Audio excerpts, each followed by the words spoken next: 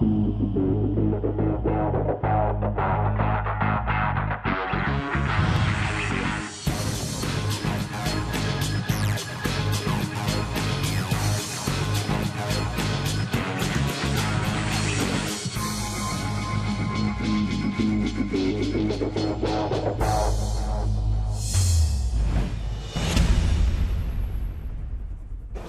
afternoon. Stand by for the return of the Rocket. After 8.5 months out of the sport's self-imposed exile, Ronnie O'Sullivan has rebooted his ambitions and is all set for yet another career relaunch. He returns, the 5-time Daffabit Masters champion, to this event.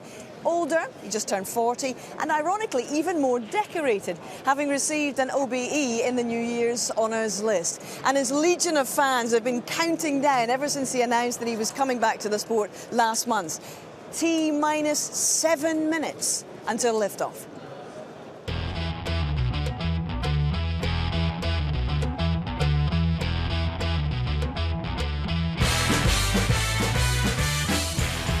Well, what a fantastic buzz there is around Ali Pali.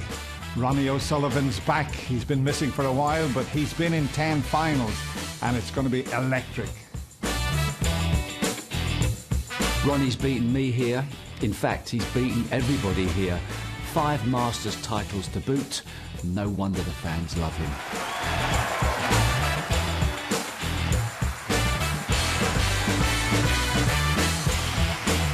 But the Rocket's relaunch begs the question, is he the same man? Don't forget, in the semi-finals last year, he was absolutely battered by Neil Robertson, 6 frames to 1. Can he win big again? O'Sullivan looked like a hunted man as he crumbled in the final session of his quarter-final against Stuart Bingham at the Crucible. So, are the rest of the players still scared of him? Well, Ronnie's last title came 12 months ago, when he won the UK Championship, just scraping through against Judd Trump. After that, the aura of invincibility faded away as he suffered 5 big losses at the back end of the season. It's not all bad news, though. O'Sullivan beat Hendry's century record last year at the Masters, and only this week passed the 800 barrier with 7 centuries made at the Championship League. O'Sullivan is hot to trot. Tour team career 147s, but he's never had one at the Masters. Is a maxi at the Masters all that's missing for the Rocket? Well, the last time Ronnie had 6 months off was back in 2012, 2013. And what did he do? He came back and he won the World Championship again. He's on home patch and the Rocket means business. You don't really ever know what you're going to get from Ronnie, so but obviously always looking forward to seeing him play, and I think it's great for the game that he's back playing again. Hopefully it'll continue on and we'll see him in a few more tournaments. Hoping that it'll be 6-0. Expecting it to be a bit closer because obviously he hasn't played for in a tournament since last April, so just hoping it's going to be 6-0. I just like the way he's just got such a good natural talent.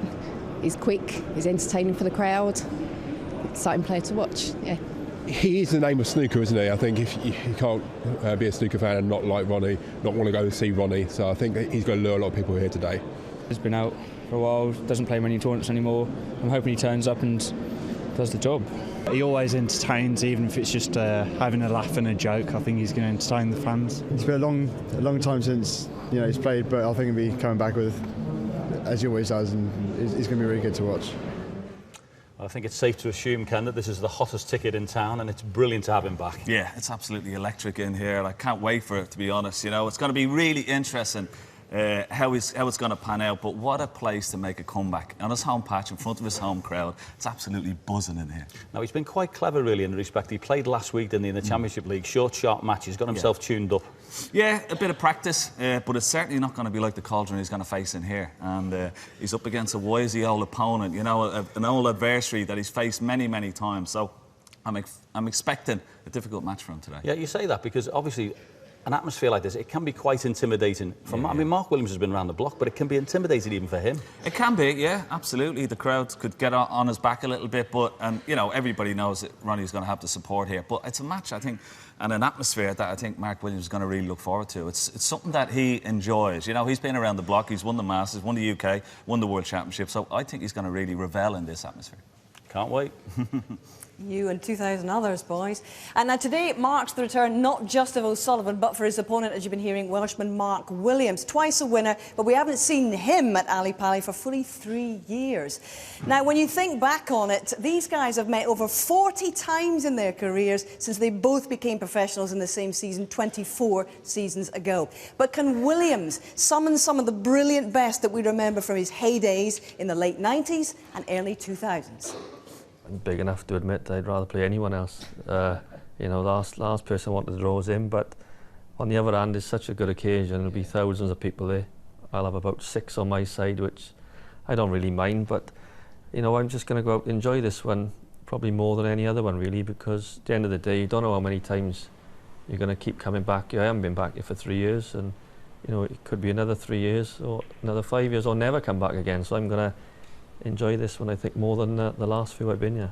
The last time we played in a big ranking tournament, believe it or not, I actually beat him 6-5. People forget that, they just keep on about the last 12 years I haven't beat him, but I did beat him the last time, and yeah, I mean, I know I'm more than capable of beating him, beating anyone. You know, we just got to turn up on the day and play well, because I know whatever happens, I know he's going to play well against me. I don't think he's played bad against me for 20 years, but I mean, it's just a great occasion, and I'm definitely going to enjoy it, and we'll see what happens.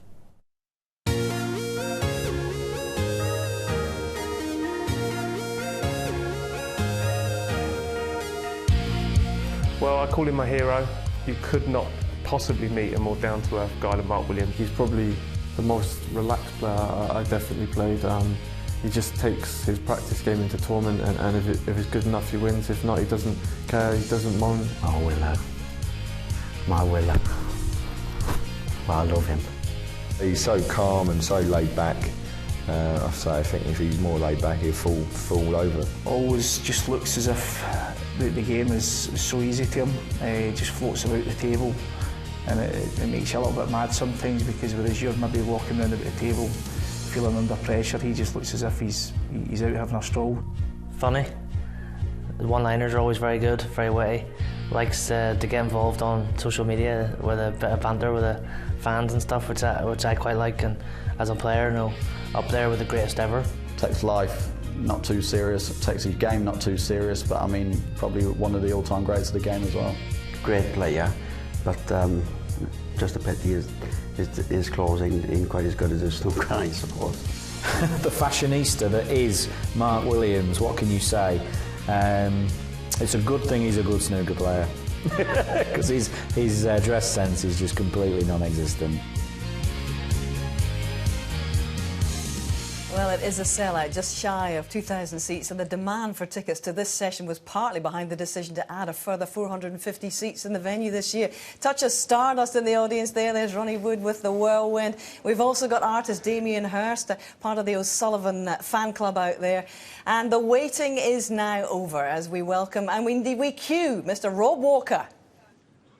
Thanks, Hazel. Good afternoon, ladies and gentlemen. There have been some great moments in the 41-year history of the Dafabet Masters, and this could be another. It's a sellout, and the atmosphere here at Ali Pali is absolutely electric as we prepare to welcome two men who, between them, have won everything in the sport. Hold on to your hats. This could be huge.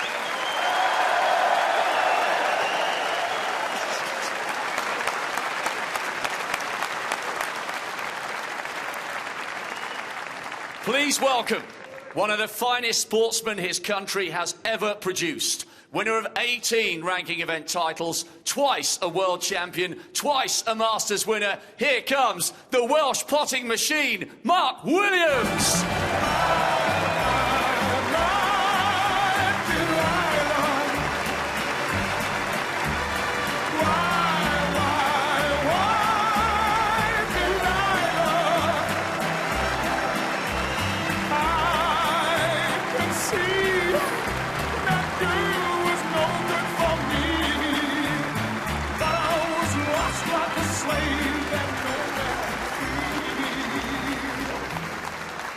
Have a good game, man.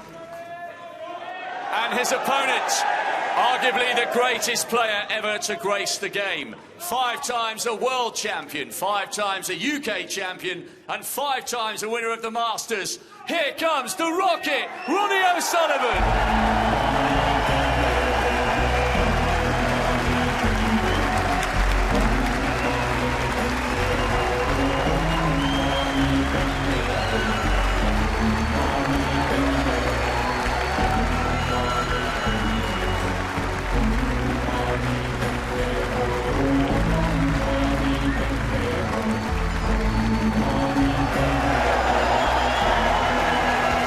No question that these two men have given us some of the very best moments in the history of the sport. But what will they give us today in this best of 11 frames opening match? Let's find out with Steve Davis, Dennis Taylor. Thank you, Hazel. Good afternoon, everyone. What an atmosphere, as you could hear, as the players were introduced. Thank you, ladies and gentlemen. First frame, Ronnie O'Sullivan to break. It's Ronnie who won the toss, and he gets this match underway. Has to be said that Mark Williams got a fantastic reception also.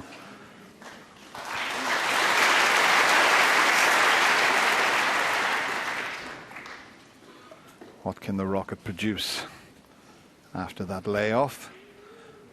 We know what he did when he won the World Championship and didn't play for a season, come back and defend. Well, won the title again. Quite incredible that was.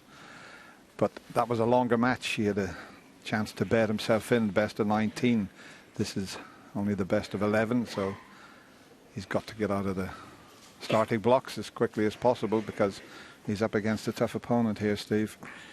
Yes, I think the adrenaline will be pumping for both of them. What a fantastic atmosphere to perform in your first match. Nerves could be jangling a bit.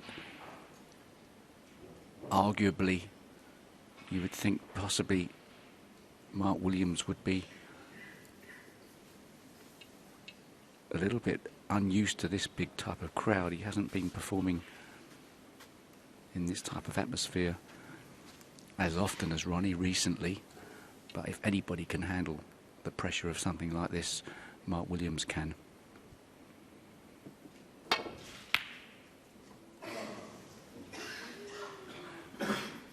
Clever shot there. Nearly got it safe, apart from the red he missed. Yeah, he thought he could take this on, and if he potted it, he could get on the pink. If he missed it, he might get it safe, but he hasn't. He's left it on.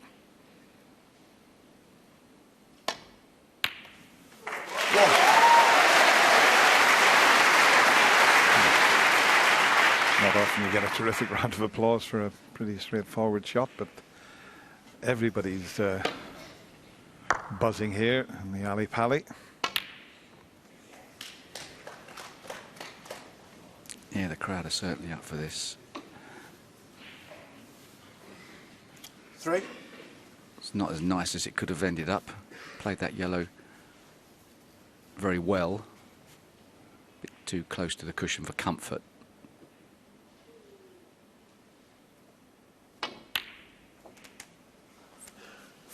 He has been playing quite a bit of snooker, some shows and a few legend shows, and I've on 2 occasions been with him, and he's made maximum breaks on both occasions, and that's on a club table. Well, should he have chosen to go into the pack there? He had the perfect angle. 10. It would have split the reds all over the place. Unusually, he didn't go into the pack. Looking to perhaps 11. Open the pack from the blue. Pink probably goes into the left corner.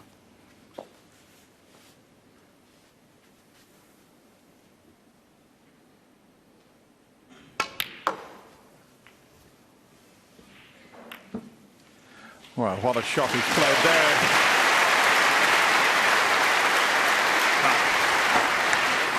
How many players would have even thought of playing that? It looked like he was playing into the reds. He was playing to free the pink and black. And he's a bit unlucky that the black is finished so close to the cushion, but what a clever shot that was. See, the 14. problem here is, mind, there might be a red at the back of that bunch that goes, so he can drop the black in without forcing it. And there is. It's amazing. He can sort of create a chance just in the blink of an eyelid, Steve. 21. The most astonishing break builder we've ever seen in the game. And one of his great strengths. 22. Such a quick brain that allows him to play with such fluency.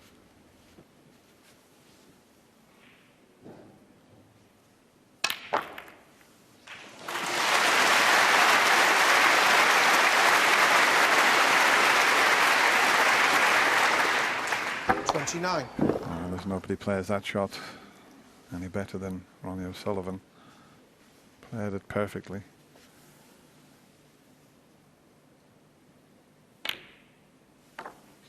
It wasn't easy to get the right side of the blue there. He was a bit too close for comfort to get the topspin on. But shouldn't have any trouble going in and out of baulk.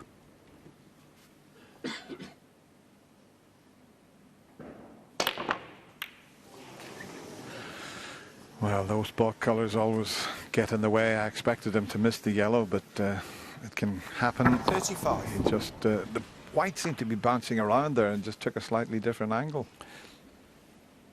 He's picked out a shot to nothing, though. Not bad, and a decent safety shot. Ronnie O'Sullivan, 35.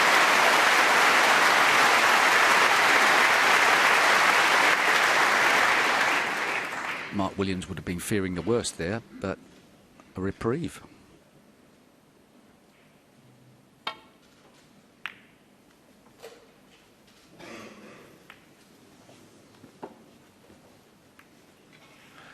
I think he might be able to get through to the red, the left corner. I'm not sure.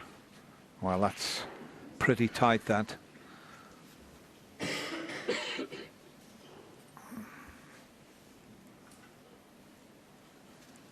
Yeah, he feels as if he can see enough of the red to pot it. He may have to commit totally. I don't think there's a way of playing this safe at the same time. One.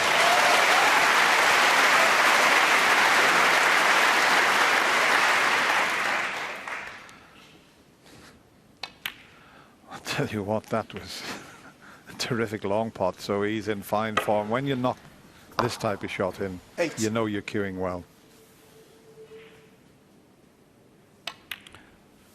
And rumour on the grapevine is, in practice, Ronnie O'Sullivan's been flying.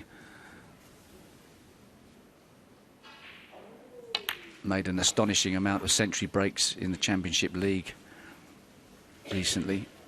A tournament played behind closed doors, but still competitive. 16.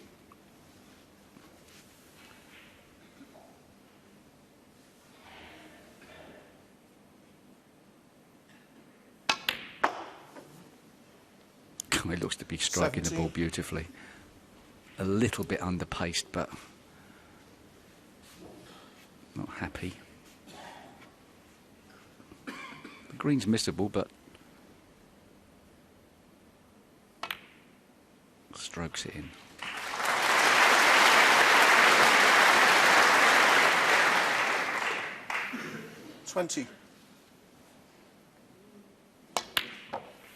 Yeah, one of the big secrets of the game of snooker is being able to take your practice game onto the match table, and it's not every player that can do that, but this is certainly one of them.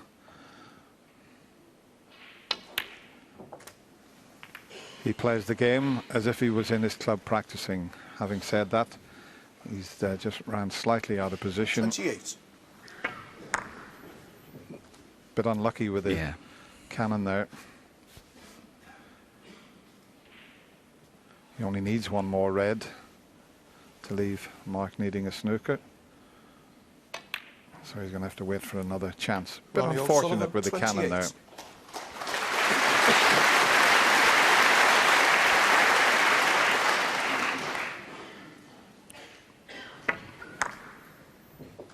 Yeah, you could play this another 10 times and you'd finish perfectly on a red.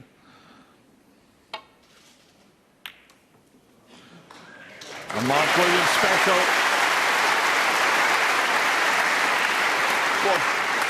But it's a bit of a problem. He can't get through to the blue, I don't think, and he needs a colour, otherwise he'd need a snooker. That's a bit unfortunate after that terrific pot. If he had been able to see the blue, he had a chance here. He might be committed to swerving this very fractional swerve. I don't think the roll-up's any good to him behind the green. Oh, Brown.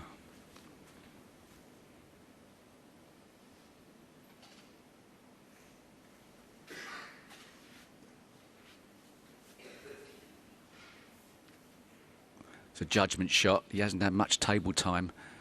Very tough to get this right.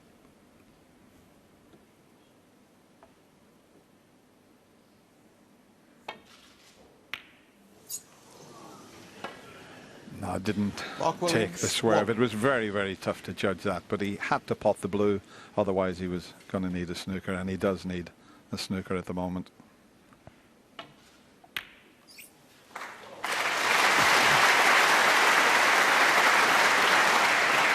Well, even that type of shot, he was close to the cushion and he made it look ridiculously easy.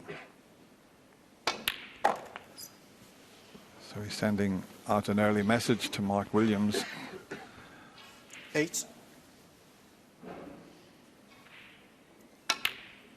Because all Mark has done is pot a fantastic red and been a bit unlucky not to drop on the blue, so he hasn't had a chance really. I think Mark would have expected Ronnie to be playing sharp coming into this. He would have prepared properly, 16. Ronnie. But obviously Mark would have hoped that he wasn't firing 17 straight away.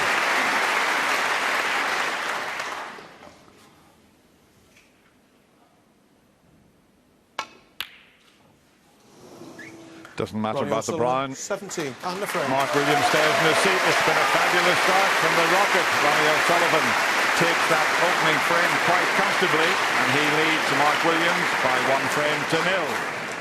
Well, it's 8.5 months that we saw him striding out of the Crucible quarter-final, having been beaten by Stuart Bingham, and it's a long time to wait. Your impressions of Ronnie's return so far? Normal service resumed.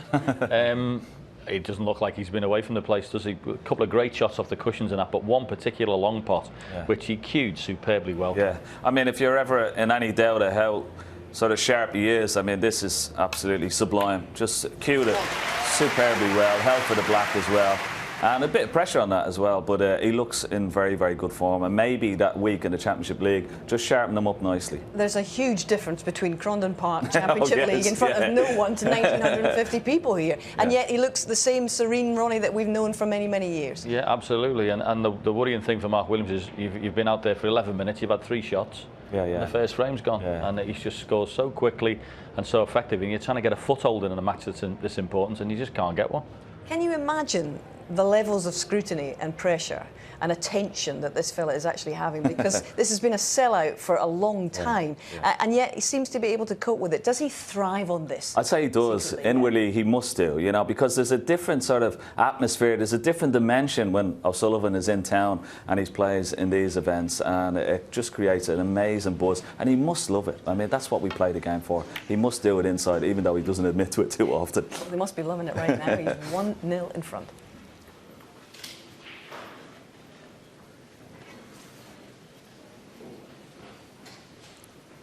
Yeah, picking up on that point, I'd say that Ronnie O'Sullivan is a more dangerous snooker player here than even the World Championship. I know he's won that 5 times, but one table set up right from the off. Won't be happy with the safety there. Well, he's got an easy red, but where's the colour going to come from? The natural angle when he pots this is to go over towards the reds and pink, so the black's not available into the right corner. He could do with finding a gap to possibly get through for the blue, but keep an eye on the cue ball here. Harder he hits this, Dennis, the more it's going to stay in the pack, so he's got it relatively soft. It still went into the pack. 1. That was like a trap he couldn't get out of. Yeah, it was very difficult that. He'd probably nominate the green, I would think.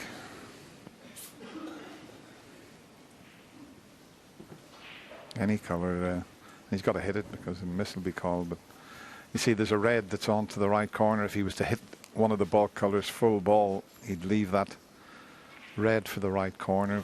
But there's no colour available, so it wouldn't be all that bad. Wouldn't be so bad leaving Ronnie a sort of shot from the left-hand side of the table at that red, but you wouldn't necessarily want to leave him down in the green pocket area, otherwise perhaps Ronnie could get back down the table from potting it. Yeah, the reason I mentioned green is the easiest angle to escape from the snooker, but he knows he could leave that red. That's why he's taking longer on the shot here. He might have to have a couple of goes at this if he's going to choose more than one cushion.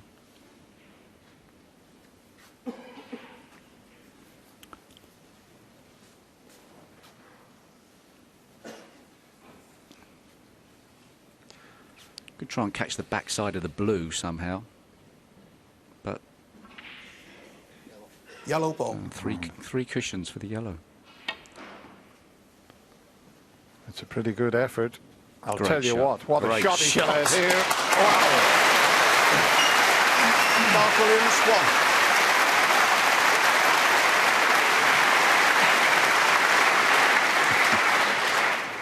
What an escape that was.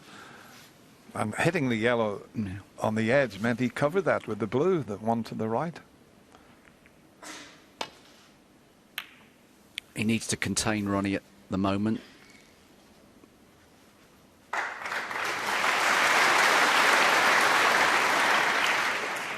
And this would be a nice ball to knock in for Mark Williams. Confidence builder if he should get it in.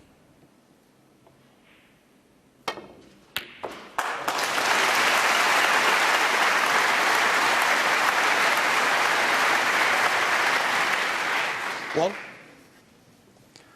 Yeah, the kiss on the red there has left himself the wrong side of the blue. If he hadn't have cannoned that, he'd have been on the blue for the opposite middle pocket and he would have had the correct angle. So having to power it around the table, and really he might be snookered when the blue goes back onto its spot. Yeah, a bit unlucky there. He was just a little bit too close to the blue to get the power on. I think perhaps if you asked him again, he might just have rolled through and left himself a longer red.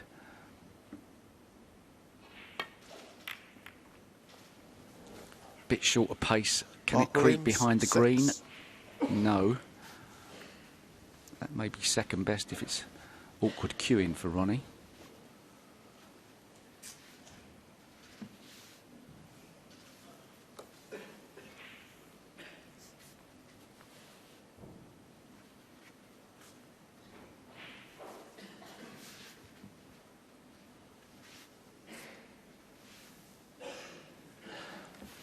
There's no easy safety shot because he's bridging over the green. If he comes off the reds here, he's got to be very accurate with this. He can get back down the table, but that's awkward. Yeah, just caught it too thin. You can do that when you're striking over a ball. Well, Mark Williams got a bit lucky there, forced an error from Ronnie. That looks tight. He's got to read into the right corner, but I'm not sure he can reach, even though he is left-handed. So that's a tough shot at the best of times to get position on a colour. So whilst Ronnie has made a mistake there, he also may have got away with it.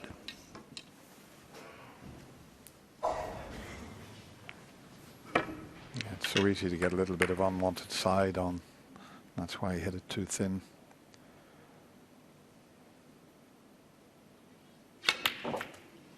He just couldn't get himself out of there. With no shot, that was about the best he could do.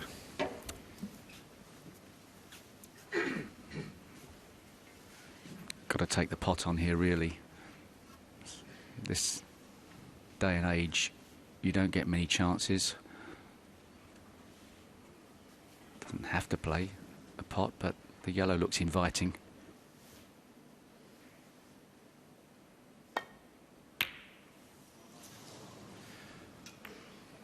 One, Mark Williams.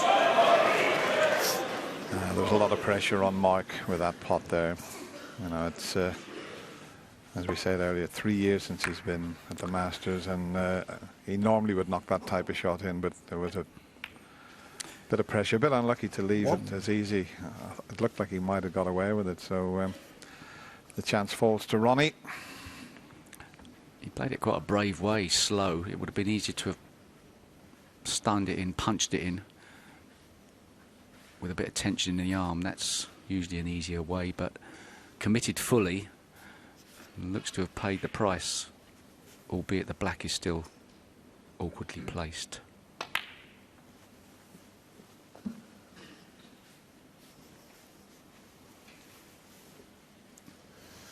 Six. Having said that, if the red above the black as we look at the table pots, it would be 7. Opening up the black into the right corner. So if he can get ideally on that red to the left of the black that we've just seen.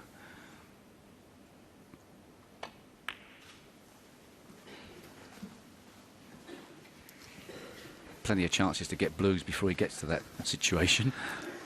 Yeah, he could quite easily decide to just stay on the blue. As long as you keep getting the correct side of the blue, he's got what, 3, 6 comfortable reds. In fact, 7, the one next to the black's okay also.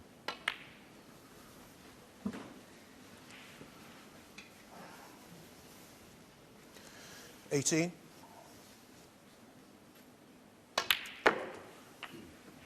$19. He won't get on that red next to the black until he can guarantee the right position with the cue ball, so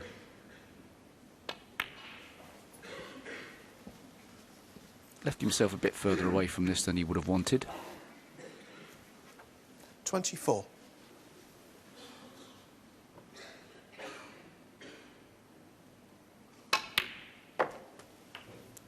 $25. He's lost it a bit here, but one good red after this blue. Could be back in prime position, the right side of the blue. Still makes it look so easy, though. 30.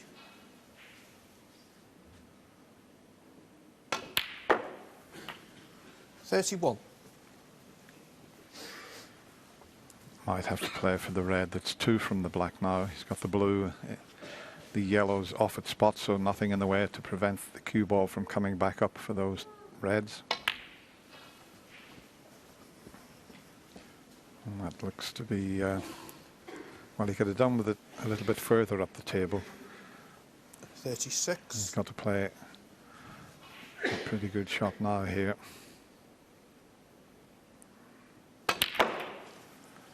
Yeah, it was the angle he got on the previous red when he potted the blue, didn't quite come far enough up the table, so all he could do was try and develop the black, which he didn't really want to be doing.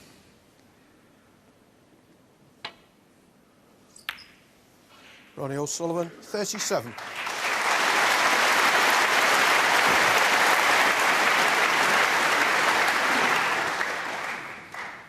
Excellent safety shot. Ronnie's break falling down effectively by not getting the right side of the blue enough times, but Mark Williams is left with an awful safety shot here. Whichever one he chooses has danger. He's got to hit it very thin. Ooh, excellent shot.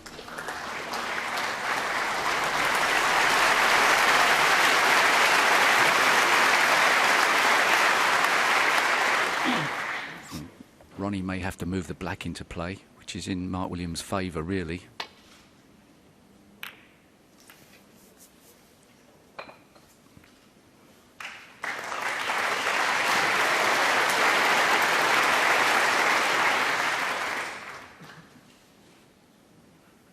Nice flick on the yellow.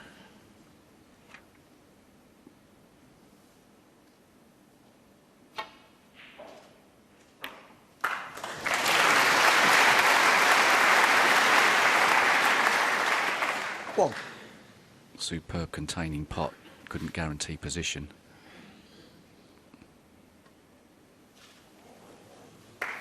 Mark Williams, 1.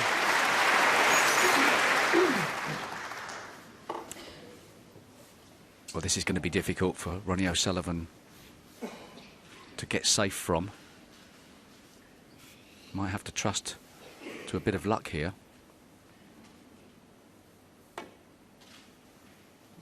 He's not wide, he's not shallow enough on this, and Foul, a miss. Mark Williams, 4. got away with that one, really. That's a very difficult cut. Yeah, he's having to play with so much swerve on the shot here to just land on that red that's near the cushion. And even then, he's not guaranteed to leave it safe. But if he just nestled onto it, it wouldn't be all that bad. But it's such a tough swerve. Yeah. Colin Humphreys there, just making sure the white's in the right spot. Yeah, Mark's quite happy. Can he judge it this time? But it's so tough. He's missed it the other side, has he? Foul, a miss. Mark Williams, 4. And Mark stays in his seat. That's the correct side to miss it on. The other side, he could have stuck the red up, so the adjustment was made correctly.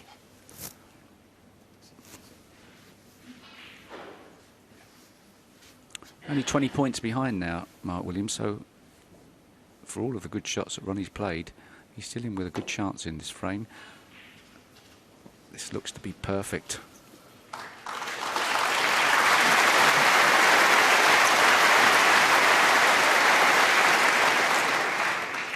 See, with that shot, it's so difficult to judge the pace because the swerve takes all the pace out of it. It's so easy to get that wrong. But this we've seen a lot of the balls go in along the cushion here. This will be interesting to see what happens this red. This is dangerous, but they do hug the top cushion. We've seen that.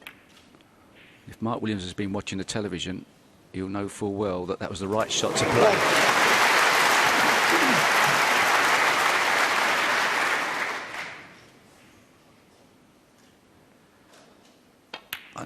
I know, Dennis, it's easy to sit here in the commentary box, but along the top cushion, the pockets look very big. 8.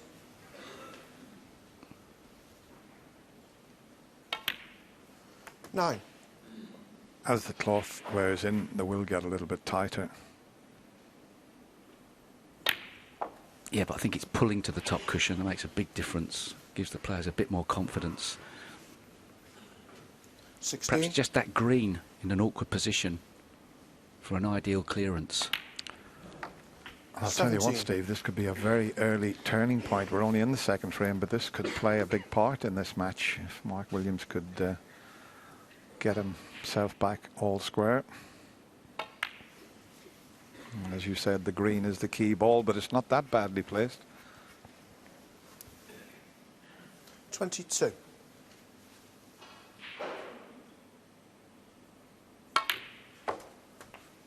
23.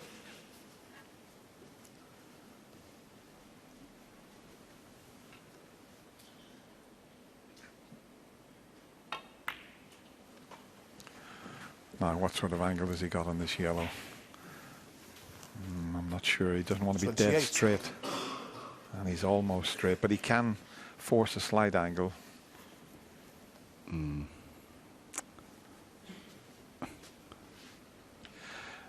See, if he can't get on the green, he can screw back behind the green and then play a snooker in behind the pink if he can't leave an easy pot. And that's maybe what he might decide to do, although 30. He can take it into the middle pocket, the fact that he's finished where he has. Big shot now. Not just potting the green, but trying to get the right pace and direction on the cue ball. Of course, he can roll up behind the pink. I think he's got the angle for that.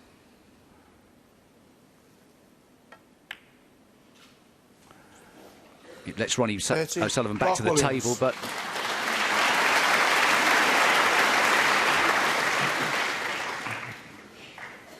Ronnie will probably play this with pace. Well,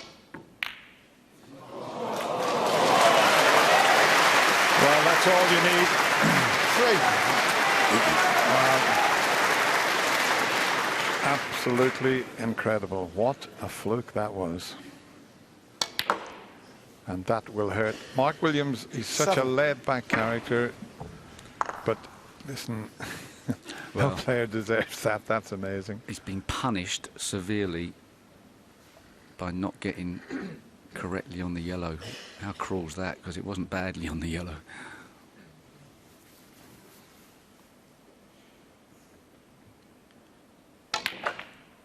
Now this looks good. If he misses the pink,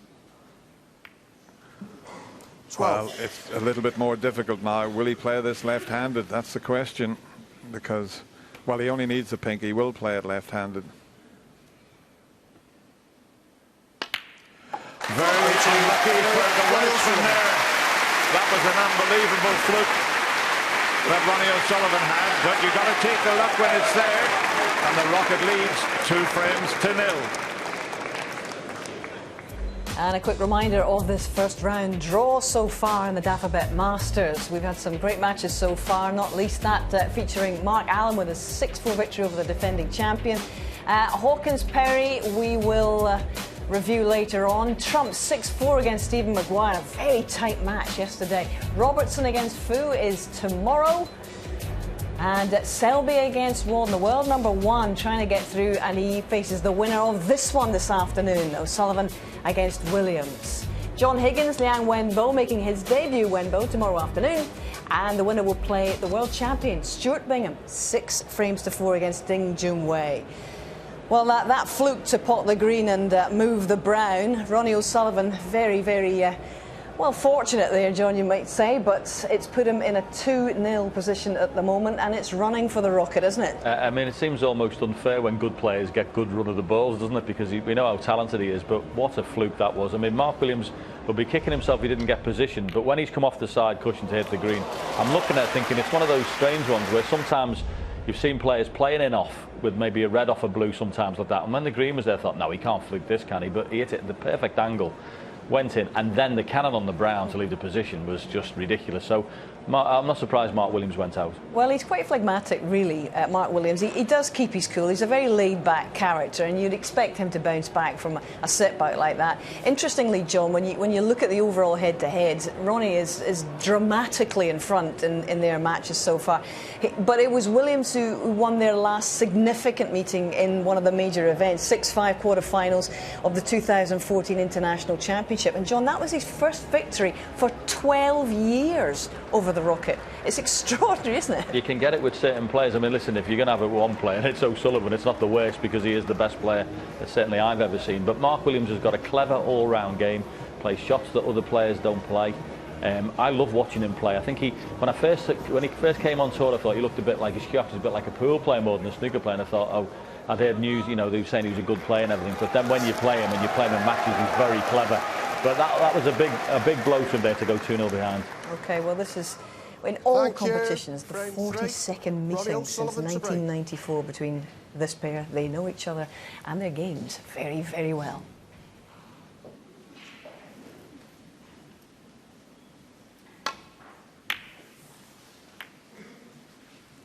So Ronnie gets the 3rd frame underway. And a pretty good break-off shot. In fact, it's a very good break-off shot because the right side of the table is preventing Mark from playing down that side. He still may do it, but he's got to watch that red.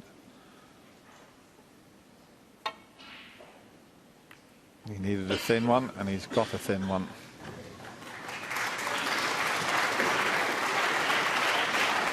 Yeah, picking up on John Parrott there about how clever a player Mark Williams is. His safety game is fantastic. In fact, I think I'm going back 14 to 15 years. These players played in the UK Championship when it was at Telford for a couple of seasons, and they played a match. It might have been a semi-final, and it was some of the finest safety play I've ever seen. Both of them were unbelievable in the tactical department.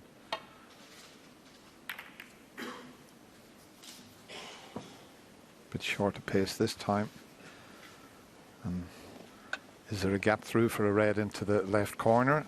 And is there a possibility that the black will pot into the opposite corner? That's what Ronnie's round looking at, and he may be able to find a gap for the black. He knocked, you can see the black will go, he knocked a red like this in the opening frame, but doesn't fancy it. Is this a possible plant?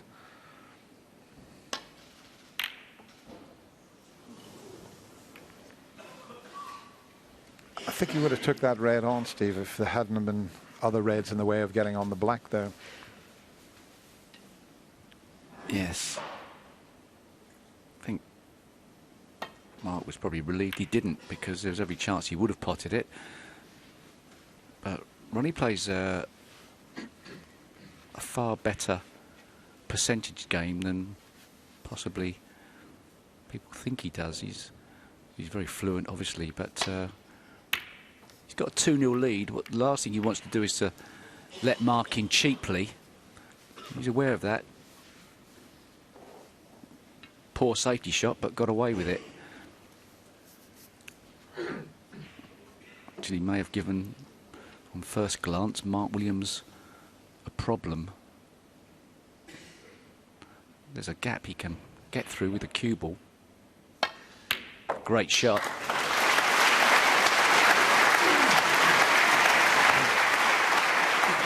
One. Successfully kept the cue ball away from the cushion to give himself a gettable pink, but it's tough.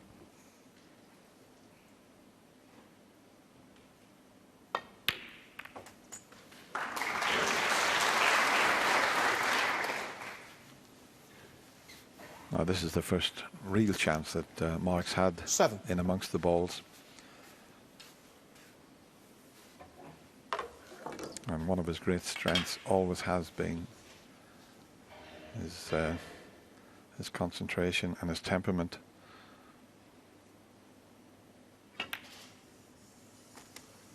And he could do with a sizable contribution here. That would really settle him down. In his prime, Mark Williams was granite when it came to pressure. Yes, he's been out of the big stage for a while, but you don't lose your class overnight. 15.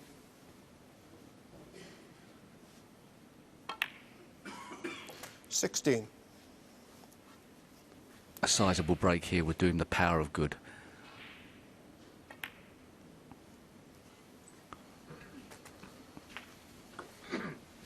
So far, so good. 4 reds on the top cushion are a bit 23. messy.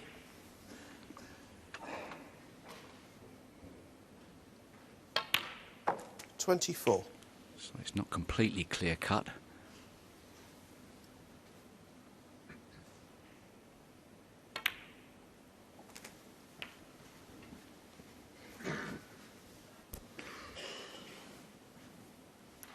.31.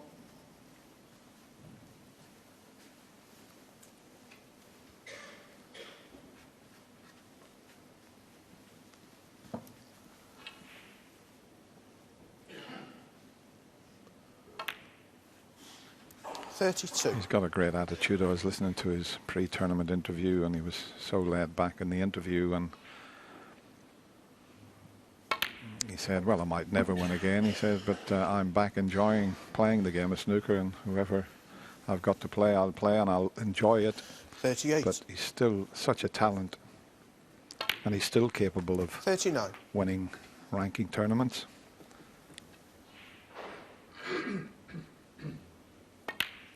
Well, I've got to say, considering the fact he's gone 2-0 down against one of the greatest flying machines we've ever seen in the game, 45. how easy he's taken these and how precisely he's played his position has been admirable.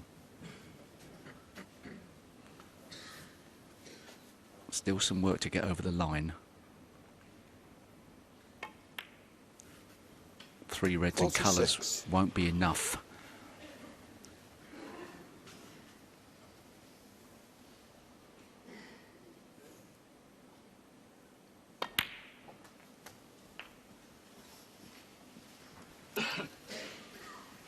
First weak shot, Dennis, there. Just come up a little bit Yeah. short. He wanted a nice, easy red. The one he's taking, he'd still get, but it could have been a lot easier than this. Had to go up 54. the other end of the table. If he had been straight on that red, he could have just held for the blue. So it's all about keeping nice, close control, but as long as you keep potting them, that's the key. Look where he's hitting the cue ball there to create the backspin. Right down at the bottom of the cue ball. Don't try that on your club, you probably rip the cloth. 57. He just went through a little bit further than he intended. That's the stun run through. Probably the best shot in the game that players love to play, but it's so difficult to judge it absolutely correctly. Just too far.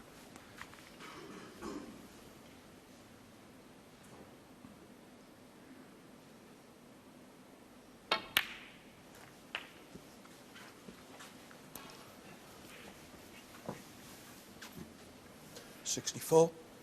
And this red he'd love to see be eaten up by the pocket, but it's a little bit further away from the cushion to sort of, oh, this is one of Mark's trademark trick shot style. It's not clever really if it goes 64. wrong. Never Mark looks Williams. great, but has he got away with it?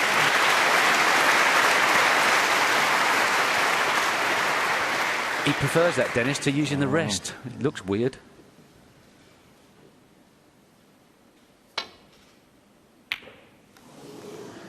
He only needs a red, and well, anything from the green upwards. There's the underarm shot we show you. He's so good at that, and this time it didn't come off, but there was a little bit of laughter there. I'm not sure quite what was said. He's got a horrible shot here. He doesn't really want to disturb the 2 reds on the side cushion. Could be forgiven for trying to play something a bit more adventurous. A 2 cushion drop onto the 3 reds. Seems to be nice at the moment. He'd be happy with that.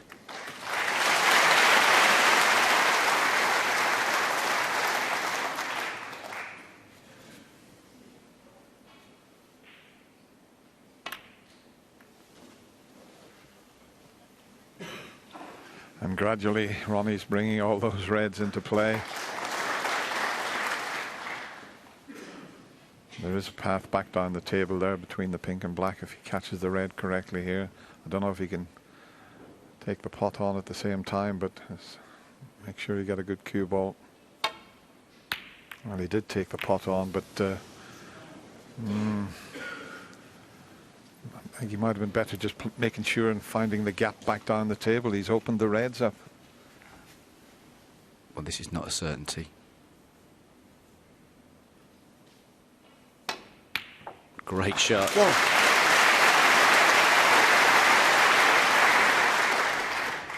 He made it look like a certainty the way he struck that. He's been striking the balls very positively, Ronnie. Usually strokes them in. It may have been the shots he's been left in the match so far, but seems like he's hitting the ball with great authority.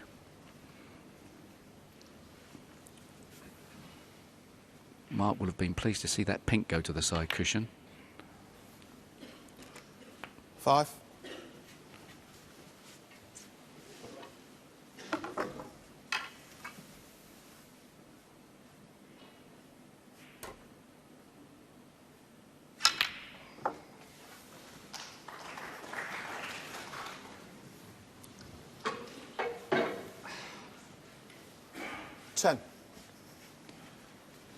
Hampered slightly for the red to the right there, so he's choosing the one near the black.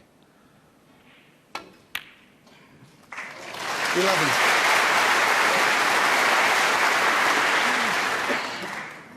amazing.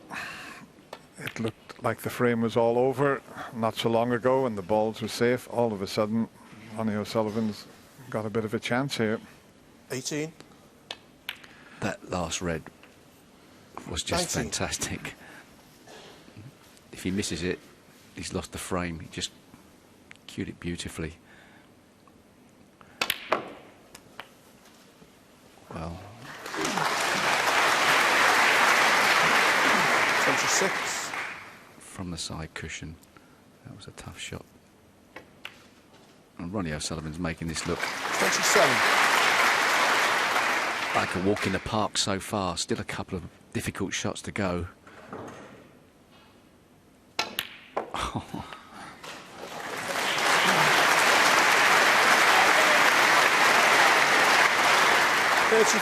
These are precious shots. He's given himself a chance to win this frame. Mark Williams' only hope is the pink. 35. I mean, when he came to the table, you would have thought that he's got no chance of clearing up. And foul. After all that, can you 35, believe Ronnie O'Sullivan, what's happened? 7, Mark Williams. That is quite amazing. He was flying along, and how often would you see, well, any snooker player do that? It just shows what can happen on that green baize. Do you know, he played a screw back on the black a couple of shots before, and then he played the red over the top of the other red, and I wonder if he chalked the cue and he perhaps just didn't get enough chalk back on the tip at the screw back part. After a big screw back, you've got to be careful you haven't taken all the chalk off the tip. Frame Mark Williams. Well, Ronnie stays in his seat. It looked like he had a chance to pinch the third frame, and that uncharacteristic miscue meant that Mark Williams took the third frame, and he's now just one behind, 2-1 to Ronnie O'Sullivan. Yeah, there was a wry smile on the face of Mark Williams there when Ronnie was, as Steve said, flying along there. Very seldom we see a miscue like that from O'Sullivan, isn't it? Yeah, I think he was just trying to dip into the... And what happens is you sort of raise the back of the cue arm and you sort of dip the cue, and that's exactly what happens. You don't strike it where you wanted to strike it, you raise the arm, and it's very unusual to see, but he needed to get a little bit of action to get up for the yellow. But up until that, it was a fantastic break, but Mark Williams would be very relieved. I'm sure he will be, sitting out there knowing you don't have a frame on the board against a guy who is absolutely flying out there. How much more at ease do you think he'll be now, John? A lot. Quite simply. It's funny, actually, because you don't see top players miss cue very often. We've seen 2 in 2 days. Judd Trump did it yesterday, didn't he, off the side cushion where he went right over the top of the cue ball, and Ronnie done it today, but it's unusual. But no, he'd be delighted to get that first frame on the board because it was looking very ominous for a clearance there.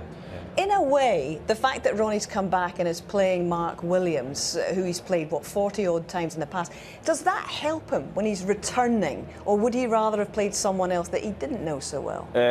I think Mark Williams is always going to be a tough match for him because he knows Mark Williams has got bags of experience and he's not going to be phased too much because he's a very laid-back type of character. So he wouldn't get worked up too much. So I think this is a real sort of test for Ronnie O'Sullivan. One that, you know, he could have had, albeit a slightly easier first round match, but not too many of them in this tournament. I don't know about you at home, but we're certainly enjoying this. Yeah, I think every match in the Masters, Steve, is, you know, good enough to be any final. Yes, it's a bit of a shock to the system for your first match to walk out in front of 2,000 people.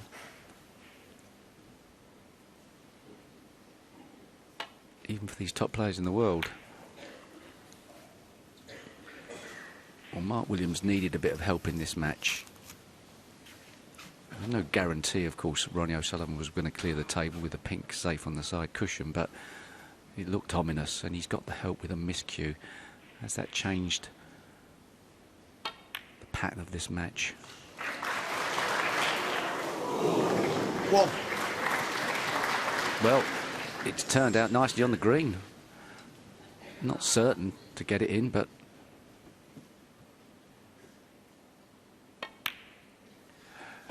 Yeah, I think the whole crowd thought that white was going in the pocket, but it jawed and, as Steve said, left him a good angle on the green to get up to the reds. 5. He's just about okay.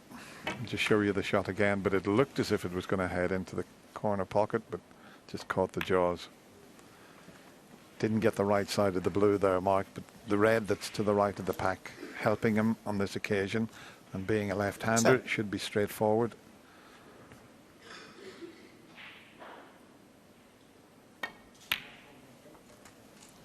$11. I've got to say, Mark Williams looks pretty sharp as well.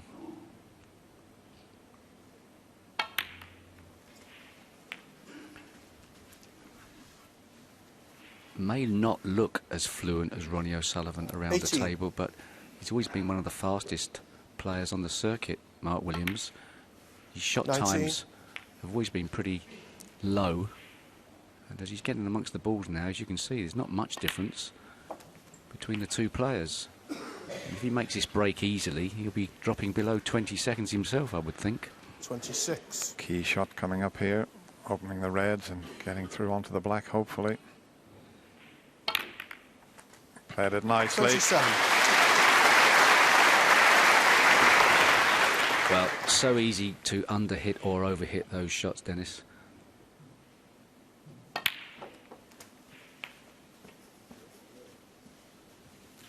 And he's underhit that 34. by a little bit.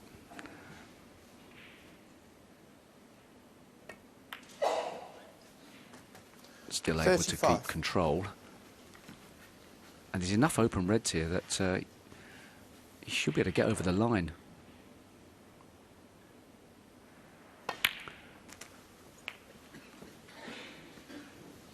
Wanted a bit more on that, but he's got the red into the middle.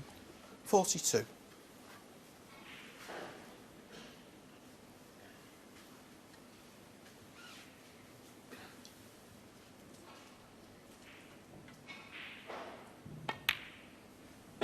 $43. Mid-section interval coming up after this frame. Putt success rate, both in the 90s. Ronnie just slightly ahead on 93%, but this is good from the Welshman here. It really is.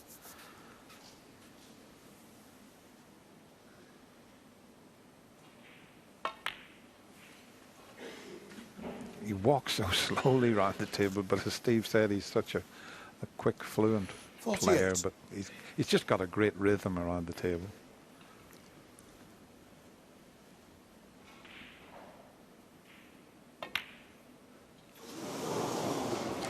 Mark Little Williams. lapse in 48. concentration there. Yeah, the blue wasn't good. A bit short of pace. Yeah, just bridging over those reds just caused him possibly to get a little tiny bit of side that he didn't intend on that.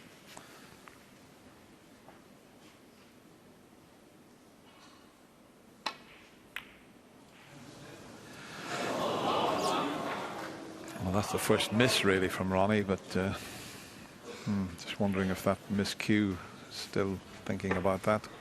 I mean, this is not a gimme, just overcut it slightly. Still looking at the tip there, but I don't think he took anything. Sometimes you can take a little piece out of the tip, but it's fine. Well, we know from past experience that Ronnie's a bit of a worrier when it comes to the tip of the cue.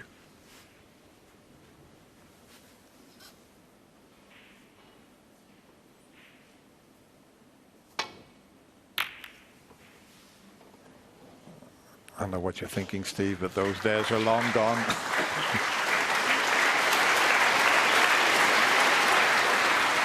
I think you're thinking back to the World Championship many, many years ago. I think he had about 12 different tips on, and he was known to bite the tip off and get a new one put on. Les Dodd used to come down from Southport and put Ronnie's tip on for him. Les, a former professional, still playing.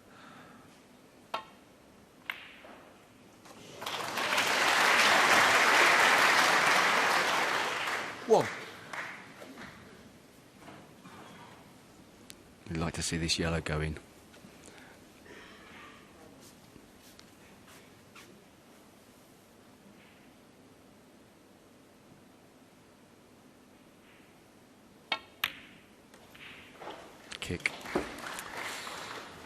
took the pace out of the cue ball. Yeah, I'll just show it to you again. You could see the yellow leave the bed of the table. Ronnie anxiously looking over Mark's shoulder there. Wasn't a massive one, but Mark Williams' reaction immediately told us it was a kick. Yeah, he's still on the red that's near the pink. Without the kick, it would have been a straightforward shot. No underarm shot this time. Got the extension out. Nicely played. Now, can he see the black? That's the question. If he can, he'll take this fourth frame, and he can't. He's unlucky.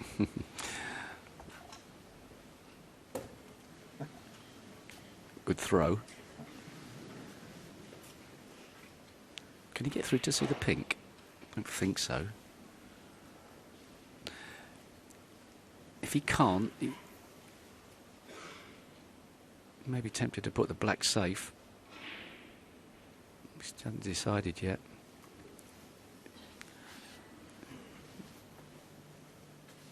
There is a way of playing the black, sending the white ball off 4 cushions and getting down behind the green if that pink goes. Oh, superb.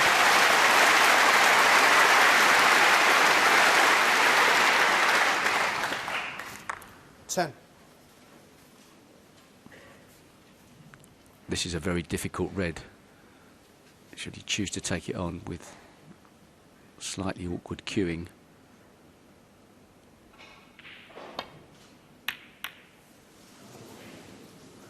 Mark Williams, 10.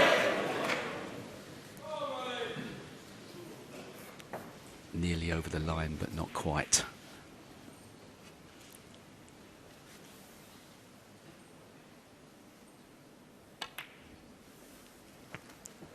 Well,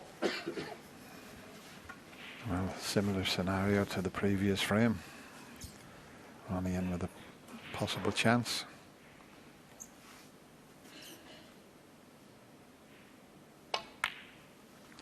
Now, has he well and truly forgotten about that miscue in the previous frame? It's the sort of thing you've got to put to the back of your mind. Forget about it. 6. Easier said than done. 7.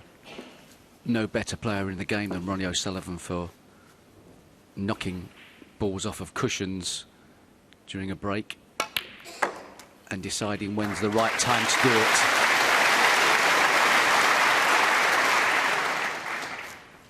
$13. Tried to flick this red out, knowing full well if he did 14. miss it, he'd be on a colour. Has he got a chance to do it again? Could he play the blue off of the top cushion, knock the red off the side and be guaranteed on the one to the right of the pink? Chose not to play it like that. Thought he could have. Well, the angle was there. Perhaps he thought it was going to collide with the red if he hit it too hard.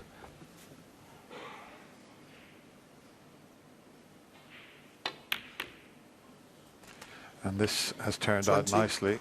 He's got the perfect angle on the black to bring that red next to the pink into play. Oh, he snookered himself on that. But he's right back in this match. One good safety shot here when he brings the difficult 27. red into play. If he can get in behind the yellow and close to the cushion. Doesn't want to hit the brown. Ronnie O'Sullivan, 27. It's safe, but it's not as he would have liked.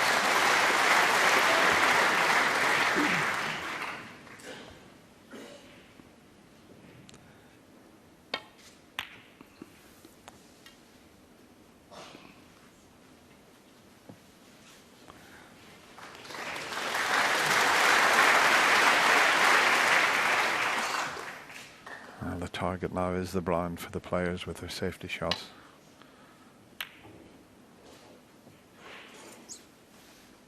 If you get anywhere near the brown, every chance of getting a snooker behind the yellow or that brown. But Mark can get through to this. May cannon the black if he pots it. It doesn't matter. It's all about the pot here.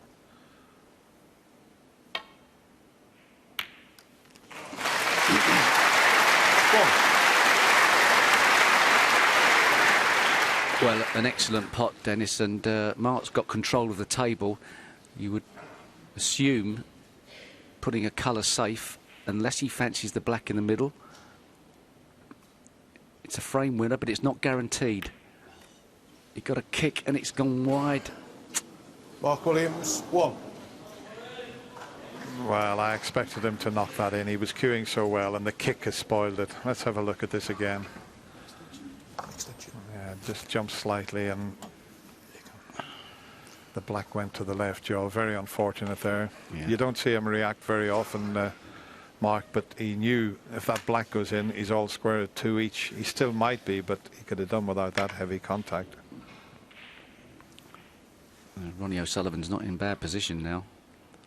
He's got the chance to play the first telling safety shot, and no balls are safe. Trying to use the blue or the yellow as a snookering ball. It looks to have poked its nose out. Perhaps it hasn't. No. And now Mark Williams needs a nice slice of luck.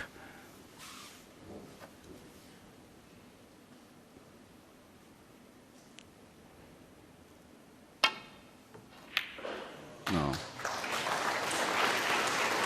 Couldn't have asked for better.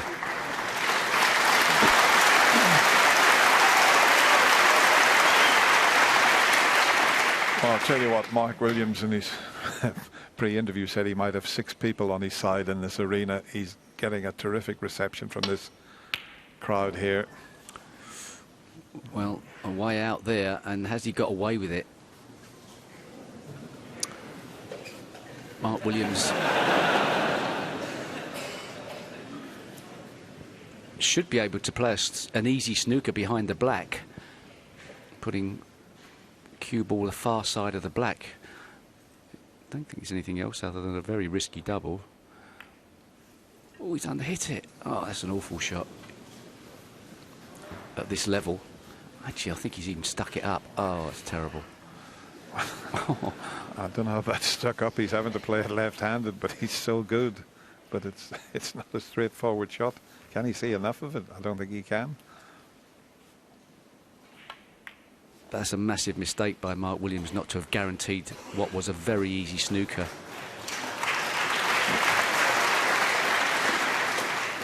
If he does go 3-1 behind at the interval, it was down to that shot.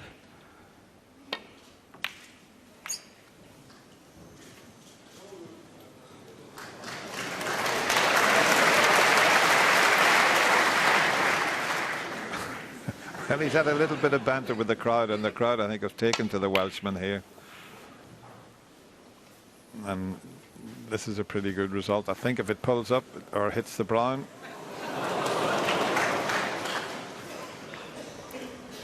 Well, Mark Williams has got a chance to perhaps get that brown a bit closer to the cushion, which makes the clearance harder.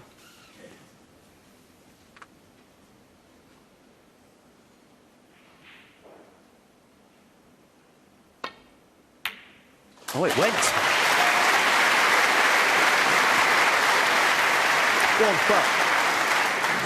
Didn't think that potted. Well, nowadays we keep talking about Neil Robertson being the greatest potter the game's ever seen. Mark Williams is right up there with the Australian. He's definitely one of the best potters the game's ever seen, is this Welshman. Well, it doesn't matter about missing that. Ronnie said Mark Williams, 8. That's enough, and he goes off to the mid-session interval. And I'll tell you what, Mark Williams will certainly be the happier of the 2 players. He goes off, and we're all square at 2 frames all. Well, he made 48 and then he missed that red to the centre, and suddenly he was having to sweat on whether it was going to be 2-all at the interval, and he's really had to work hard here, Mark Williams, to achieve that that draw at the moment. Yeah, it's a fantastic session, very interesting stuff. O'Sullivan started off very well, had a massive piece of luck, but if you ever needed to look at Mark Williams and think, why have you been a champion, his temperament is magnificent. I mean, he was 2-0 down, he's under the cosh, There's the best part of how many people in here this afternoon all cheering for the opponent, and he's come back to 2-2 at the interval. He's done marvellously well. And he looks determined to enjoy it. The way he's Yeah. rising to the occasion and he's having a bit of fun with the crowd. So relaxed, very Mark in that regard, isn't absolutely. it? Yeah, well, that's what I thought from the beginning. I thought he'd actually excel in this type of atmosphere. You know, like the crowd, 99% of them are against him. But I think when you go out, you have to enjoy these type of situations. You know, and that's why as a player, you want to play the best players on the home patch just for a test to see how you can cope with it. You know, and that's exactly what Mark is doing. He's sort of embracing it, as it were, and he's really enjoying himself out there. Yeah, because we're talking about the fact that Ronnie's been away for some time, but Mark hasn't played the Masters for 3 years. This is a really big occasion for him too. He's done fantastically well. I mean, it wasn't that long ago, was he? Dropped off the top 16. I mean, I remember him playing well out of it, John. Exactly. He played in the qualifier with me in Pontins. That's how low he went. You've got a good memory. That's beyond 45. That's how low he went. And to be honest with you, to come back and play in this is just a brilliant achievement with the standard that's going around. Go on, I'm not talking to you anymore. But it is, and it's really good. You can sense that the crowd really enjoying it. We've got an absolutely packed house here, and that's generating its own atmosphere in itself. Yeah, exactly. And the games are tense. You know, they're not one-on-one visit, so it's not like it's exactly high-quality stuff. But you can tell the guys are queuing superbly well, both of them. They're very relaxed and enjoying it, and I'm sure it's going to get even better after the interval. At the highest break so far, that's 64 from Mark Williams. It doesn't feel like that, though, does it? It's been very, very mesmerising, for want of a better adjective. The wonderful thing about our game, it doesn't have to be century to be interesting, and this is captivating, this match. It is indeed. All right, well, Mark Williams, as you know, has a very good record in this Masters. He's twice a winner, having beaten Stephen Hendry in that black ball final in the late 90s, and then again in the early 2000s, again against Stephen Hendry. But I wonder how he reflects overall about those experiences and indeed his career as a whole after 24 seasons. He's been talking to Steve Davis in The Big Interview.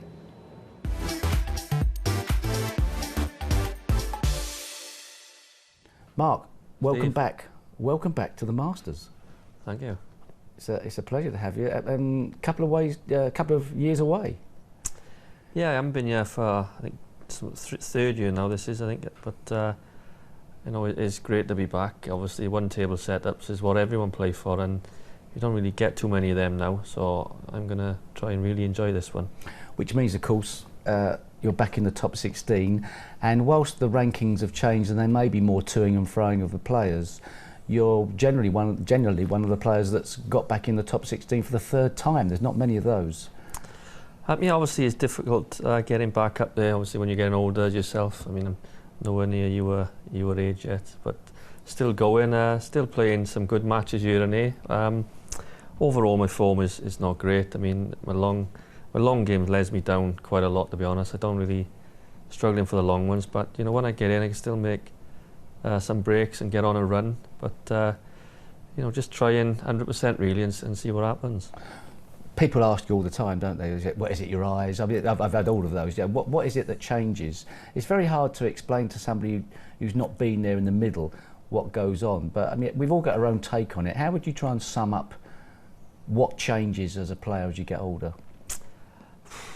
I don't really know, because you know I've gone to have my eyes tested, because some of the shots I miss, I'm convinced me wrong with my eyes. So I've gone and had it tested with the doctors, and they're absolutely fine. So I don't really know. I mean, the long shots now I can get down and you know miss it 3 or 4 times, get it the 5th time, and I haven't done nothing at all different from the ones I'm missing. I'd love to be able to put my finger on it, but I think that's just the way it is. And what about concentration? I've never really been one who've had very good concentration. I just get down and play, really. I mean, you know, if someone's on the table, I'll be looking round, and I'm not really worried about the concentration, really. But you used to be able to switch it off and on so well, didn't you? Yeah, a little bit, yeah, but that gets more difficult now. But you know, like I said before, I think you helped me out a bit when you had a go at me on the TV one day.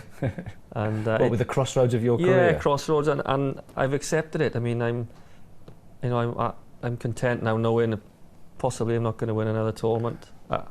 I'm happy with that. I'm enjoying my snooker, and you know, I only lost in a final last year, 4-3, 3-0 up, so I nearly won one. But you know, I'm more than happy carrying on playing. But if you were at some type of crossroads, you obviously did something to turn it around to get back up in to the top part of the game. So the work ethic, is it still there? Yeah, I don't practice as much as I used to, but I'm playing a lot more now than I have done for a while, and you know, it's just, you know, try and get back in the top 16, to come back, to be sat in interviews like this and to shut you up, prove you wrong on a couple of things, and just see how long I can stay in the top 16 for.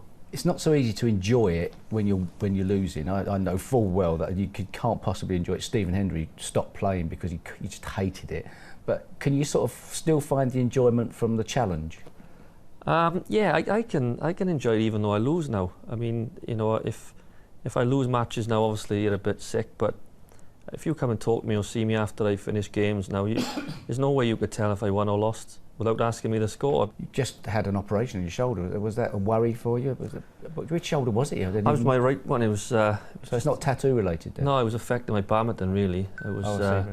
You know, I was struggling to play badminton quite a bit, which I like playing, and that's why I had it done for really. If it was affecting my snooker, I wasn't worried about that. So, Mark Williams now, 40 years old. There are other players, John Higgins, Ronnie O'Sullivan, all coming. You're one of the few players in the top 16 at the age of 40. Your priorities have changed? More of a family man now? Yeah, they've changed. You know, a few years back now. You know, I was lucky enough to come through with John Higgins and Ronnie O'Sullivan, and obviously Steve Lee as well. You know, we're 40 years of age now, and the three of us are still in the top 16. John Higgins and Ronnie was always a bit far ahead of me. John Higgins won a few tournaments this year, and Ronnie O'Sullivan, even though he hasn't played, he's still the best player in the world by a country mile. So, you know, we're still doing something right. The draw comes out for the Masters, and who do you get? Yeah. Is that yeah? You can't help but say you'd rather have somebody else. No, I'm big enough to admit that I'd rather play anyone else. You know, last person I wanted to draw was him, but on the other hand, it's such a good occasion. There'll be thousands of people there. I'll have about 6 on my side, which I don't really mind, but you know, I'm just going to go out and enjoy this one, probably more than any other one really, because at the end of the day, you don't know how many times you're going to keep coming back. I haven't been back here for 3 years, and you know, it could be another 3 years or another 5 years or never come back again. So I'm going to enjoy this one, I think, more than the last few I've been here. You've always been really modest, and there was a time when anybody that's been watching snooker for a period of time, you were the man. You had the evil eye on everybody. You were clearing up with it. You at one stage, when walking out against Ronnie O'Sullivan, you wouldn't have cared who you were playing against. So he's probably continued his form a bit longer, but if you can get that frame of mind back, you can destroy him the same as you used to. Yeah, of course I can. I mean, you know, the last time we played in a big ranking tournament, believe it or not, I actually beat him 6-5. People forget that. They just keep on about the last 12 years I haven't beat him, but I did beat him the last time, and yeah, I mean, I know I'm more than capable of beating him, beating anyone. You know, we just got to turn up on the day and play well, because I know whatever happens, I know he's going to play well against me. I don't think he's played bad against me for 20 years, but I mean, it's just a great occasion, and I'm definitely going to enjoy it, and we'll see what happens. I'd rather play you in the first round. Guaranteed to win then. I'm playing quite well. It can't be. No. Possible. Well, good luck anyway. Hope you get slaughtered. He's a wily old boy, Mark. That's not how it's panning out so far. It's 2-all at the interval. There's a bit of a masterclass happening out in the arena, and there's a masters class happening out in the foyer as well, courtesy of Ken and John. Well, in the last couple of days, Kev, there's been a couple of rare birds out on the table, because we've seen a couple of players, Judd Trump and Ronnie O'Sullivan, actually miss cue, haven't they? Yeah, it's quite unusual. It is very unusual. We saw Judd yesterday. We can actually show you this. He was near the side cushion, playing a shot with it, and very unusually for him, he came over the top of the ball like that, and it made a miscue. Okay, so what do you have to do to stop it? And it's ironic, actually, that both shots you need to do something slightly different, don't you? Yeah. When you're playing off the side cushion and you're close to it, you don't hold the cue in your normal address position at the back. What you need to do is go up the cue slightly, and then you need to raise it slightly so you can cue down slightly on the white just to get through it. You also need to have the pinch in your bridge hand where you just raise it a little bit, just so you can get down onto the white and get enough of it. So up the cue, give yourself a bit of control. On your line of your shot, just raise your bridge slightly, keep your eyes on the ball, and push through something like that. Okay? Cushy parrot. Cushy parrot, never miscued ever in his life off the cushion. Ronnie O'Sullivan, as we saw in the last frame, well, a couple of frames ago, how he miscued on the black. And as we look at it, very unusual to see Ronnie O'Sullivan miscue. But what exactly happened there? Okay, so he's addressing the black here at the bottom of the cue ball. And what he's trying to do, put a little bit of a backspin on it to try and get back up for the yellow. Now, why did he miss cue? Okay, instead of addressing it just like that and hitting straight through and keeping the cue nice and straight, what happened was, opposite to John Parrott there, he dipped the cue. He raised the butt of the cue. Now, watch, when you raise the butt of the cue, you hit down on the cue ball and sometimes jump over the ball. Just like that. He's that good a player, he can't play a bad shot. But we also saw another fascinating one yesterday, which I watch it time and time again, as we both do in the commentary box. You see people playing a shot where they'll screw into the pack, screw out, and the cue ball comes back and they're on nothing. Judd Trump, watch this shot. He played a beautiful shot yesterday, where he stunned into the pack, Ken, and he let the side work. So what really should you be doing with that one? Yeah, absolutely. And particularly, John, when the pack is like this, when it's, as we call it, a flat back, isn't it? Yeah, because what happens is if you use the backspin, it'll spin off these and come back this way. So the best way to play it, and I'm no Judd Trump, but what he did was he stunned into it off the reds and off the side cushion. So let's see. So if you're in your club, it's a good way to try and open the reds. Just stun it off the cushion. And it was a lot better than Judd Trump's, wasn't it? Well played. He's good. What a shot that was. Oh, he's not bad, is he? I tell you who's not bad on the snooker table as well as with a guitar or two. It's a certain Ronnie Wood who's just joined us now. Ronnie, how delightful to see you here.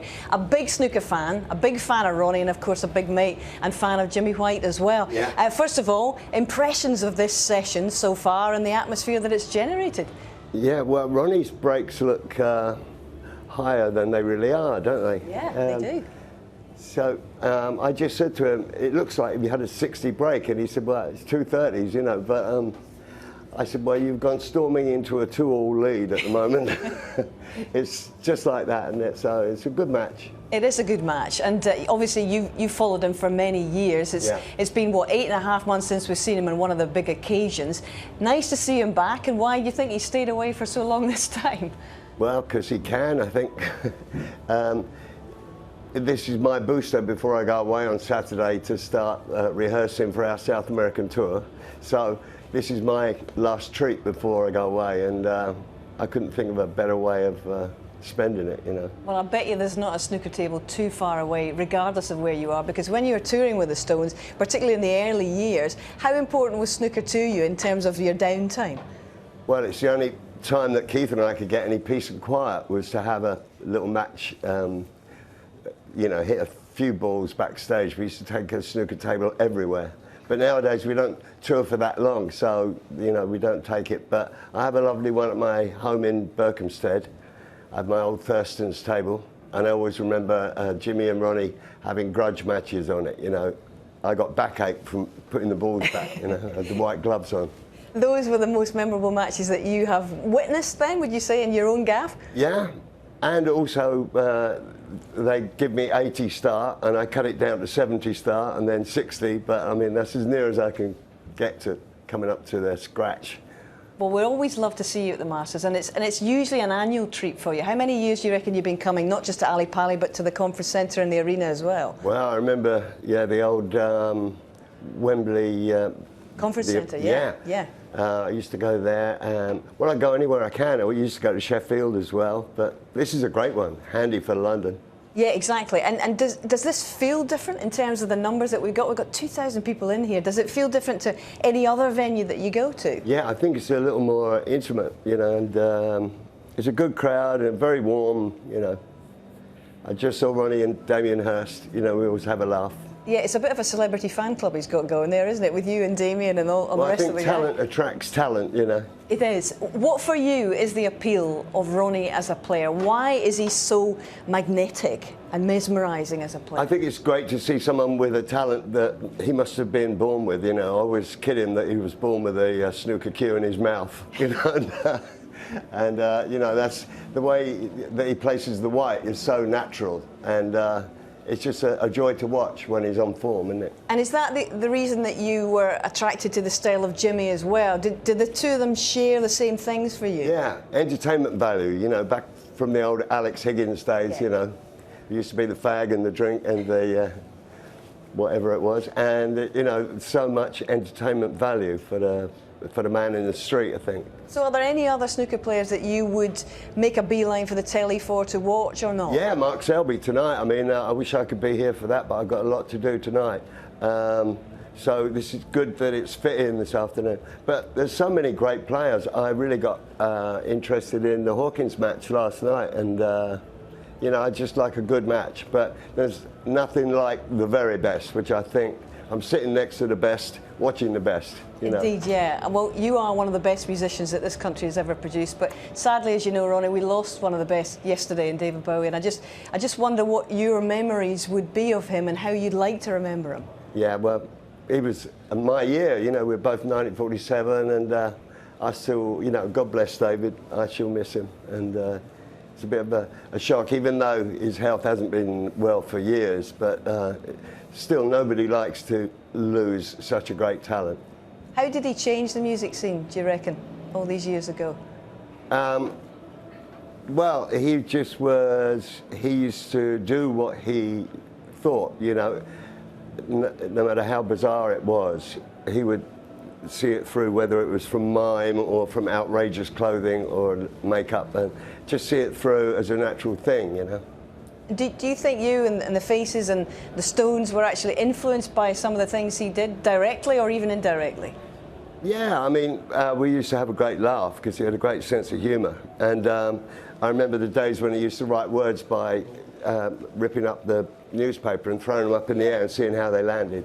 You know, it always intrigued me to watch the way. I did a few sessions with him, you know. Well, he'll be missed. He certainly will, and you still remain a creative force in music in this country. We wish you all the best with this tour. It sounds fascinating. I'm sure you'll love it. I'm excited to go some places in South America I've never been to, you know, Peru and Bolivia and stuff. Sounds fantastic. Good fun. Ronnie, thank you so much for coming in today, and enjoy the rest of this session. Great Thanks, to see Hazel. you. Thank you. Cheers. All right, a quick reflection on Mark Williams' season so far before they get back out there.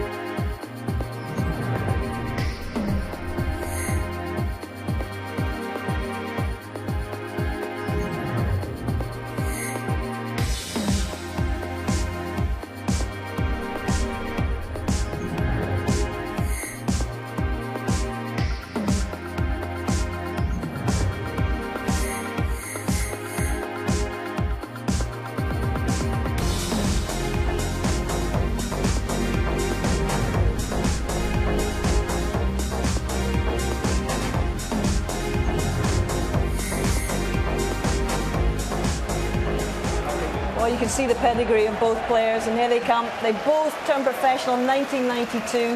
For both of them, their 24th season, and they've met on scores and scores of occasions. And this latest one, we are absolutely engrossed in. Let's get back to Dennis and to Steve.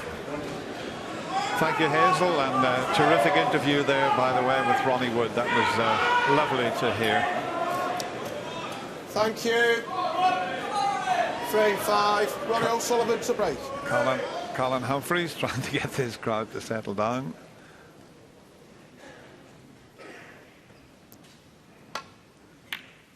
And it's Ronnie who gets the first frame after the mid-session interval underway.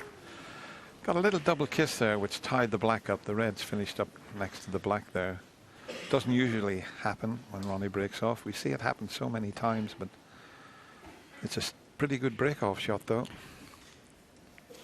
It's not the first time that he's got that red to stay on the side cushion. Not even giving Mark Williams a tempter.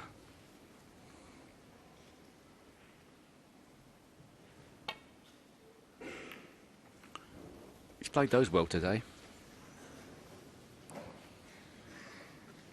Or even better. I think he can get to the edge of this red.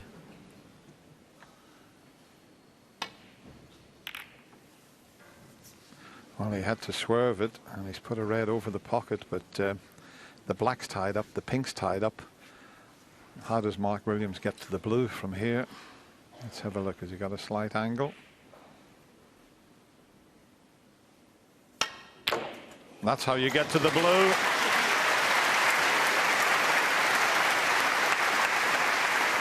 One. Absolutely fabulous shot and an angle on the blue if he wishes to bring the pink and reds into play. Might even free the black. Mark Williams, 1. How many times do we see that the player forgets about the pot?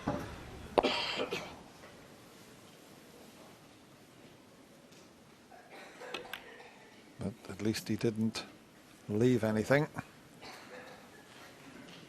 But that first pot that he knocked in, the action he got on that was terrific.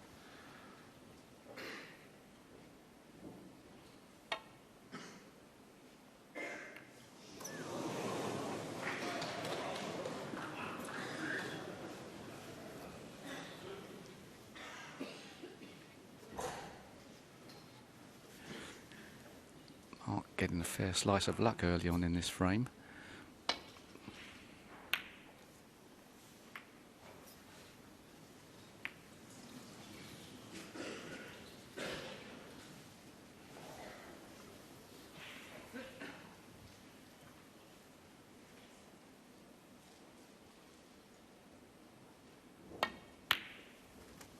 Good shot, and he's on the pink.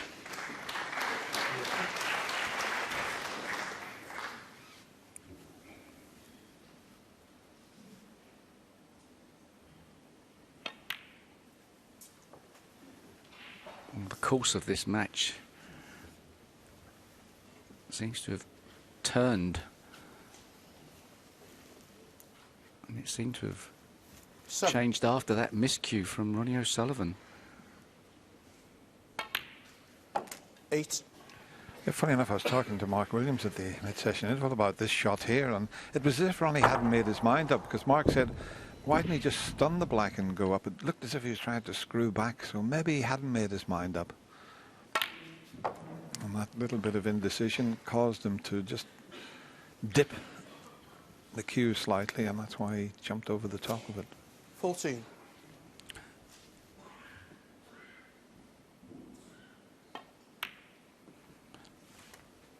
Well, it's a chance, 15.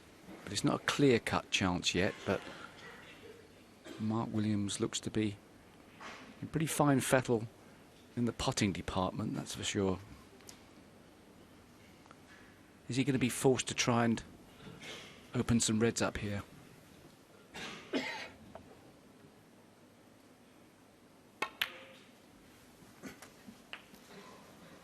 Oh, he's underdone that. He played for the red at the back of the bunch, and he's left himself snookered on that. So now he's going to have to try and get a snooker behind the green and blue. 21. Leave the white tight in the cushion. That's the one he was trying to get on. I mean, it wasn't great getting on that red anyway, because it was going to be hard to 21. guarantee.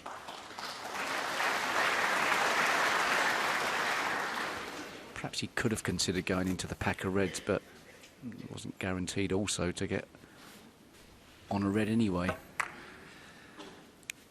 It's quite critical. He had to try and get the right angle on that, underhit it.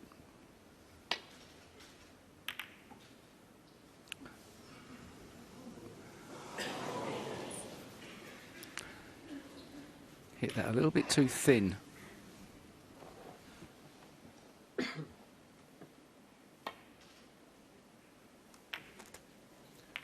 One. Difficult to control the cue ball from that type of shot. He was hoping to possibly be on the pink, but he knew if he got it thinner, he always had the ball colours.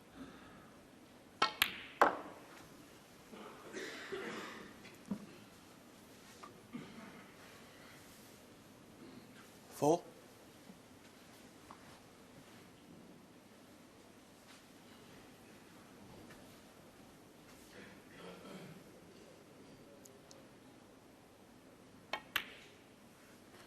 Five.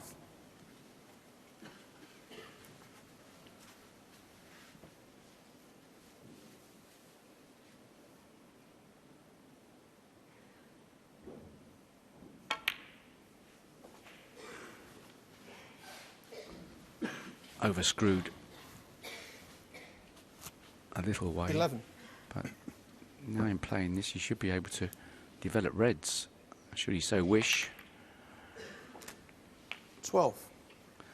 There's a couple of poke their nose out.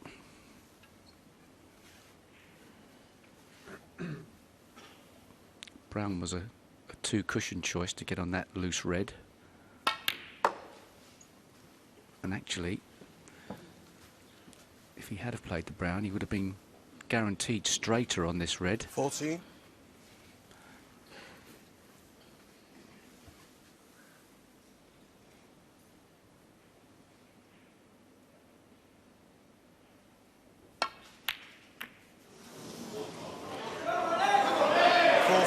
Mark Williams. I think he should have played the brown there, Dennis. I know if he doesn't underscrew the yellow, he's okay, but Yeah, he left that white in a terrible spot for him. He almost pulled that off and brought the black into play, but he didn't get on the red, as you said, as he intended.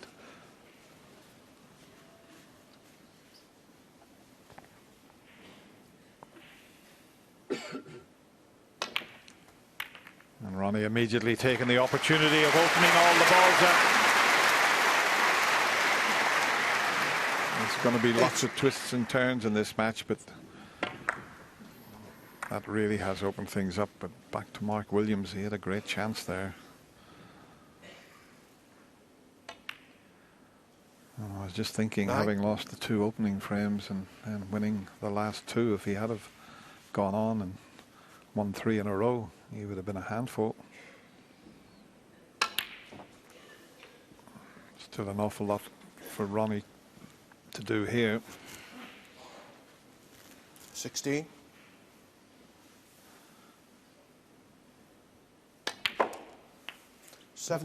Two reds, and they're not really safe because the right side of the table is okay for Ronnie being a right-hander.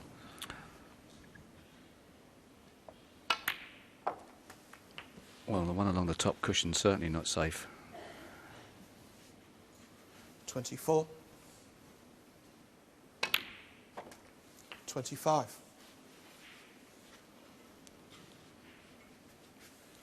Chance now, should he wish to get on the red on the side cushion. He's taken that opportunity early.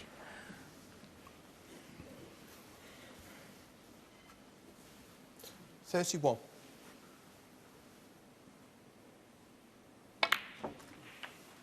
$32.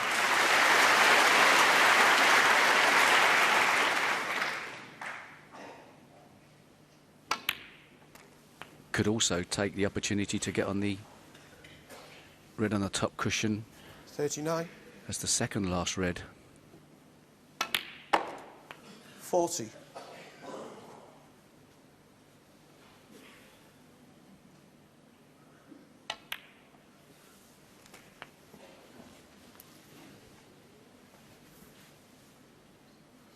$47.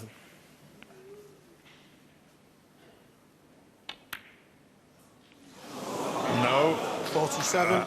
Ronnie O'Sullivan. I know this top cushion, the ball's clinging to it, but if you don't hit it correctly, they won't go in. And that was nowhere near, was it? You sent that away from the pocket. One. Now there is a chance for Mark Williams to win 3 frames in a row and get himself in front.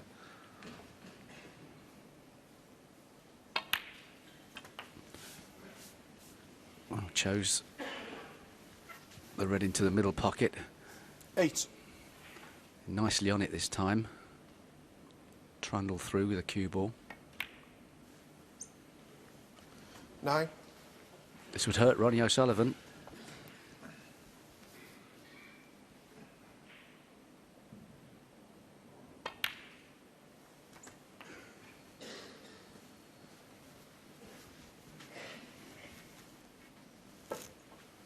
$15. Couldn't ask for the balls any better.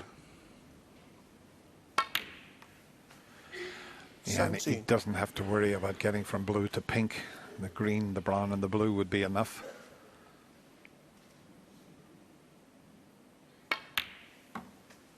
$20.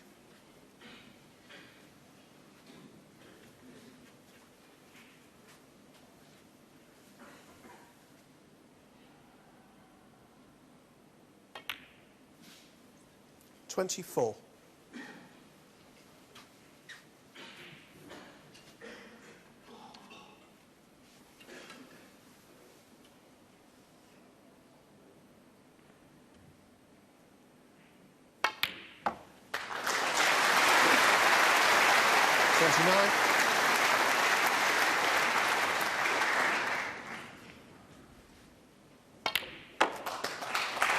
Well, he's not bothered about the black. It's a frame that could have gone either way, but in the end, it's the Welshman who takes it, and that's 3 in a row. And Mark Williams now leads 3 frames to 2. Well, as I mentioned, that could have gone either way, that frame, and Ronnie looked like he was right back in. There was a couple of reds safe. He removed one of them, and then, as Steve suggested, he play for this one on this occasion, and they've been going in quite comfortably, but you've still got to hit them correctly, and Ronnie just maybe a little lapse in concentration, just didn't hit it correctly, and that, I'm sure, would have given him the frame, because it's a chance that he maybe shouldn't have had, because Mark Williams was in and tried a tough red. He didn't quite get on the red as he intended. He played the yellow, and as I say, Steve thought he could take the brown, which he could have done, but he just didn't hit this hard enough, and left himself a long way short, and then had to finish up to try and pot this and develop the black, and it didn't work. And this is the shot that let Ronnie in.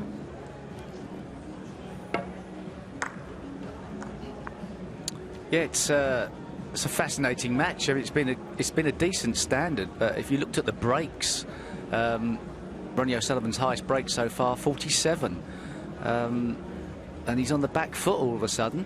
Mark Williams' highest break, 64, but it's been a very high standard, and it does show you sometimes you can't just assume just because the breaks are low it hasn't been.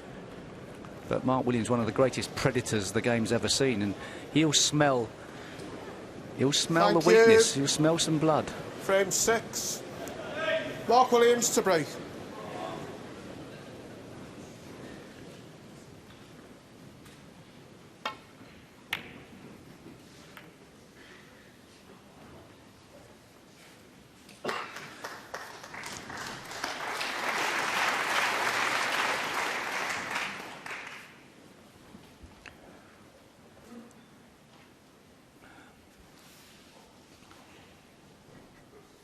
This isn't an easy starter for Ronnie O'Sullivan. He's got to get this cue ball nicely back down the table, otherwise Mark's going to have a sniff at the red. Ronnie's short of pace, but only just. And if he's left it absolutely dead straight, it's not so bad. There's a slight angle there, and he's pretty good at this type of shot where you run through. The pink and black are not available, but he can get back up towards the blue. Seen that a lot so far in the Masters, the forcing shots. If you get a little touch aside, the cloths are so lively, you can see the players sometimes hitting the ball on the wrong side.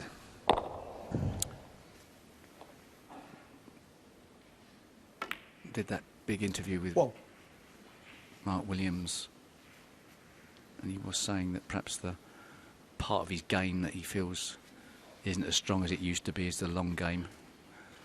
Arguably the same for all of us, but it's nice when you're striking those long shots correctly.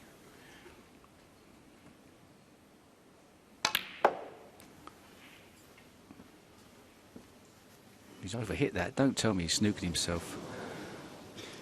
But he struck that so well. 4. Got so much action on the cue ball. Consider himself a little bit unlucky, but the line the cue ball was taking was always towards the pink.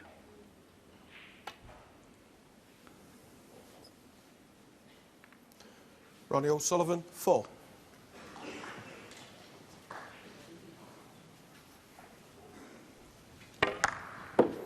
Yeah, he never dreamt once he went past the blue. He thought he's bound to be on this red, but it just shows you what can happen.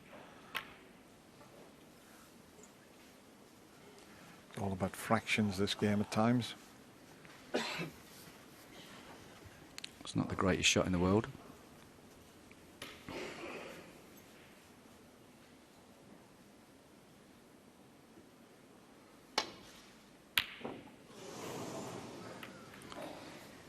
Well, hit it as well as he could have done without potting it.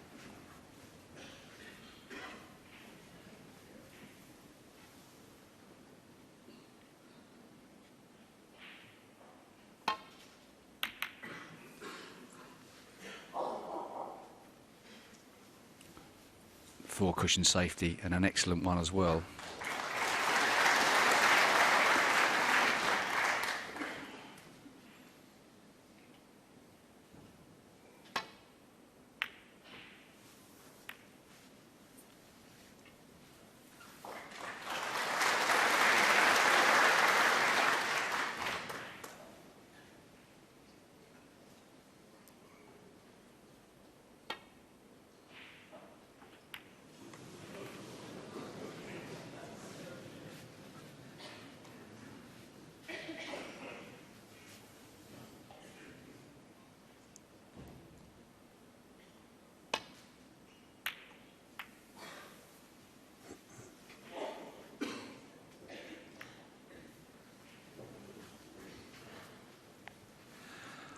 Well, that cannon on the brown looked as if he may slip in behind the green. He hasn't, so can Mark knock a long one in?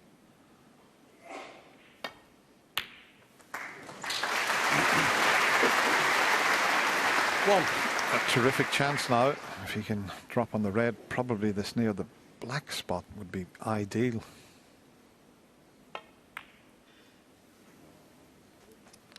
Didn't want to cannon that. He thought he'd miss that and come out onto that red that I mentioned, and now he's 6 out of position. Well, he'd like to have that one again. Perhaps choose a different path for the cue ball. Mark Williams, 6. Was asking for trouble a bit. Okay, he was a bit wide on the blue, but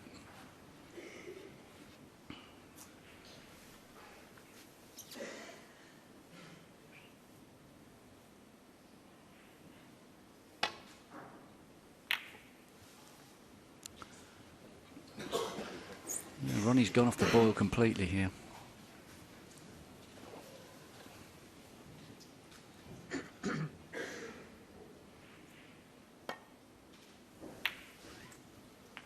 One. Well, he's had a few chances already in this frame. Mark, can he make a few more this time?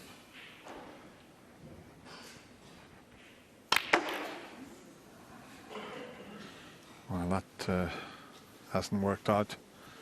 He may have a gap through to a possible pot, but he just 6. didn't get into that as he intended.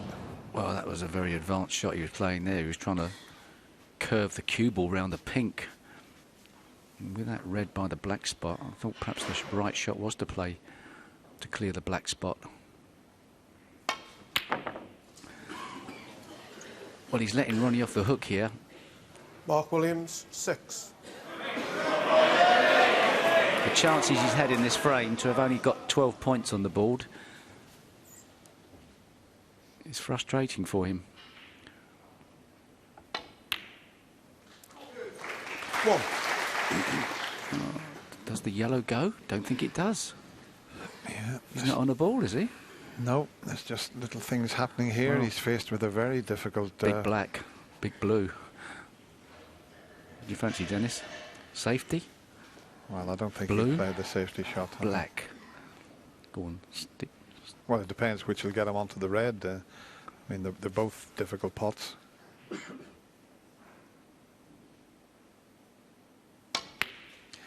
But signs that Ronnie certainly has lost a little bit of focus, it has to be said. And since that miscue, he hasn't quite been the same player. So he's going to have to just dig deep here and get his focus back, because Mark will not keep missing the opportunities. Okay, he didn't leave one there, but...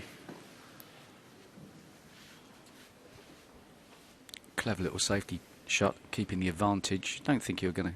That's necessarily going to get anything out of this, but you can then play a good safety down the table now.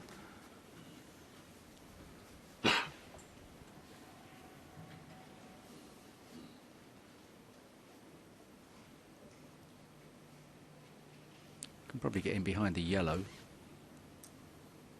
Just across the face of the pink.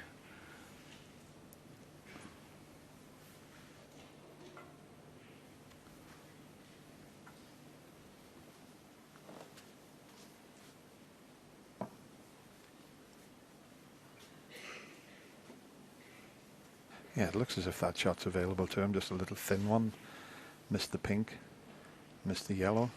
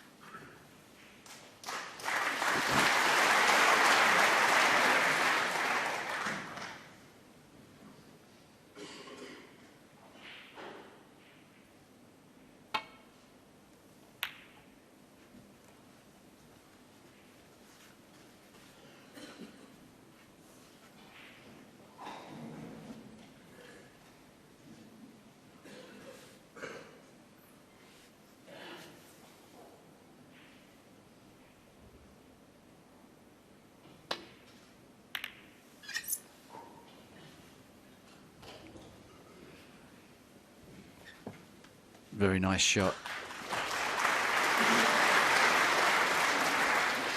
And whilst Ronnie O'Sullivan did look in trouble, he had that one escape route, which I don't think Mark Williams now has.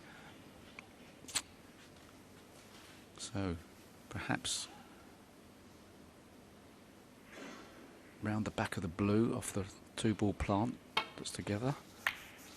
Nicely played. Some good safety here.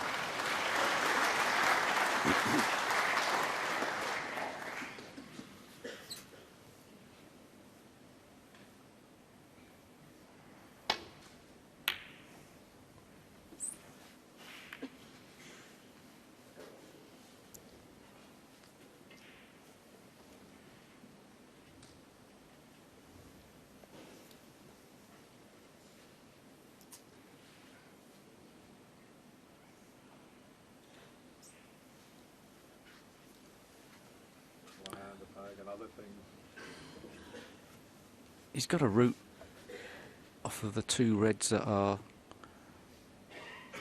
nearly touching in the middle of the table. You could possibly get behind the green. But he's not choosing that shot. There's the possibility to get behind the green off this loose red on the top cushion. It's close, but not close enough.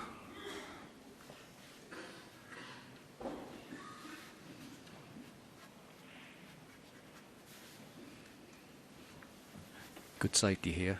And what we do know about Ronnie O'Sullivan is he's prepared to fight and play his way back into a game, but well, that was debatable. He's got away with it though. He's been very fortunate. He took the pot on, and once he missed it, a little smile from Ronnie there. He knows he's had a result. He could quite easily have put Mark Williams right in amongst the balls there, and the way they're sitting, it would have been a terrific chance.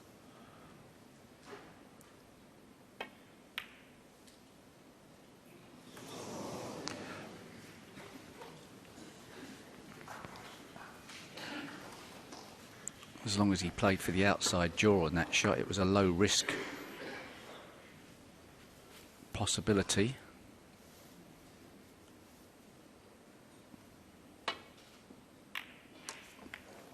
Another excellent safety.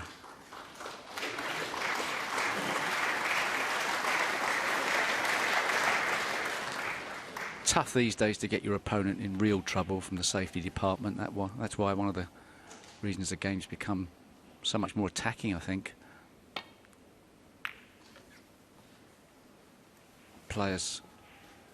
Both players now finding that bottom cushion pretty well.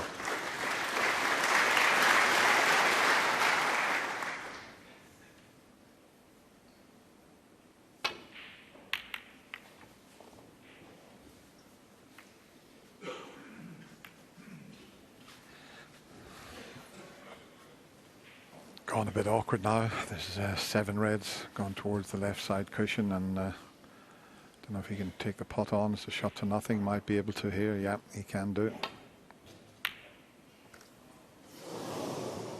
Oh, he would have thought that was in.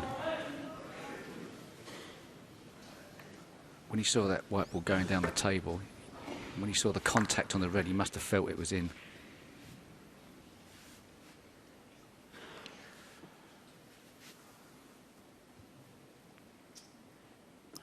Four cushions behind the yellow.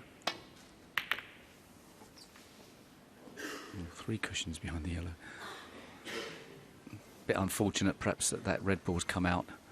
He's got a good pace on the cue ball.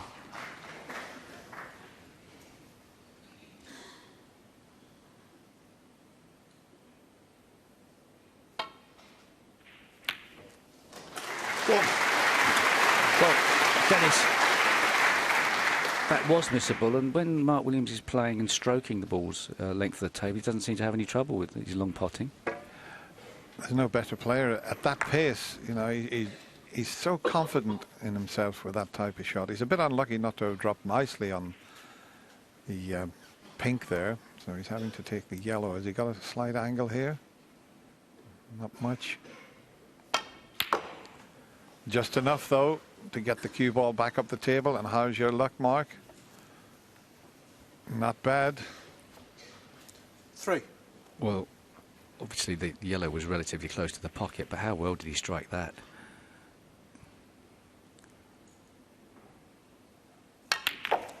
Can he manufacture a break from this position? He's certainly done a lot of damage to the reds there.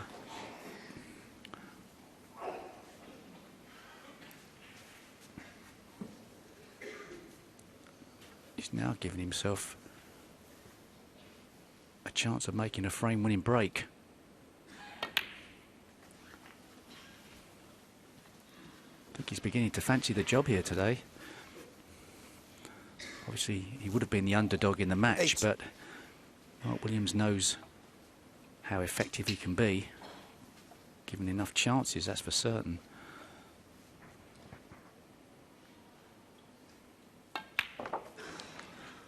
I wonder what the betting would be, Dennis, if the scoreline was 4-2 to Mark Williams.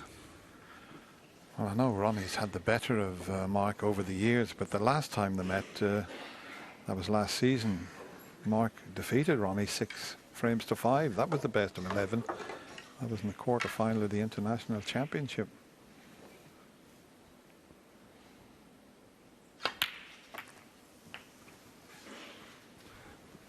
Excellent rest player, Mark Williams. It's going to get a bit crowded at the top there. 16.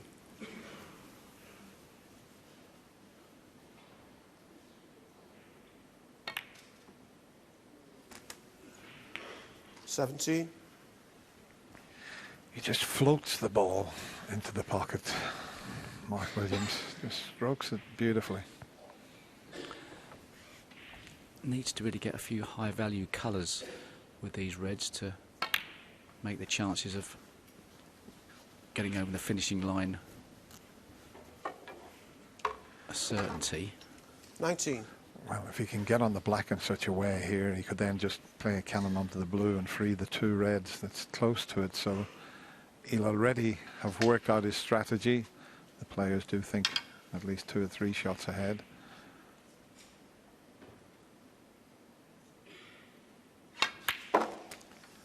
Oh, he's got into that too much. 20. That spoiled it. He'll be a bit disgusted with himself the way he played that shot.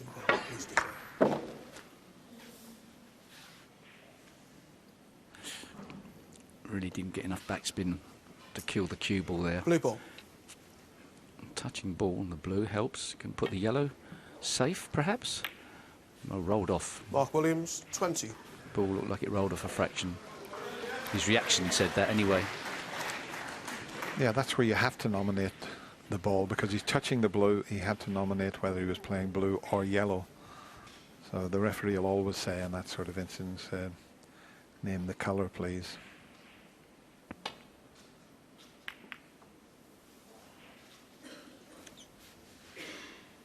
it would have been in his advantage to have put the yellow safe there. It would have meant that Ronnie O'Sullivan would have needed to get the yellow back out again. Very quickly down on that mark to play this shot.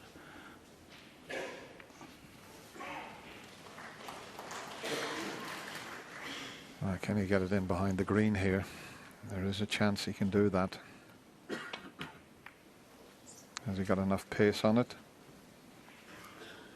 It looks pretty good to me.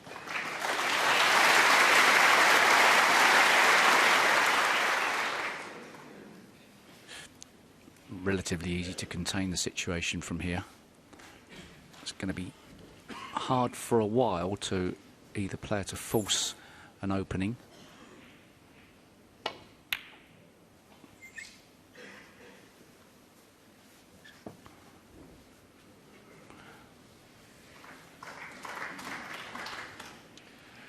Just another roll up at the moment.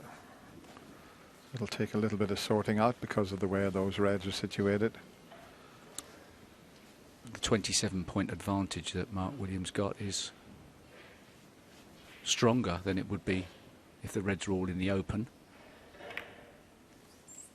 It's not to say somewhere down the line they won't be.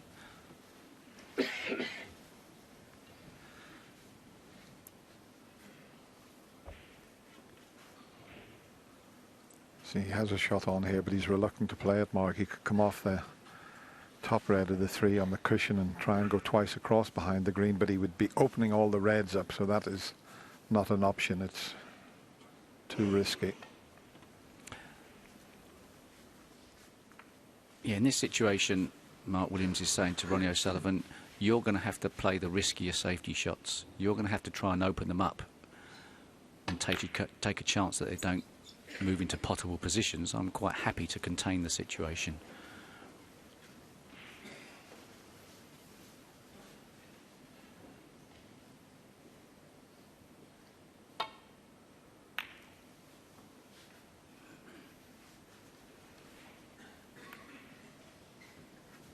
What a flick that was.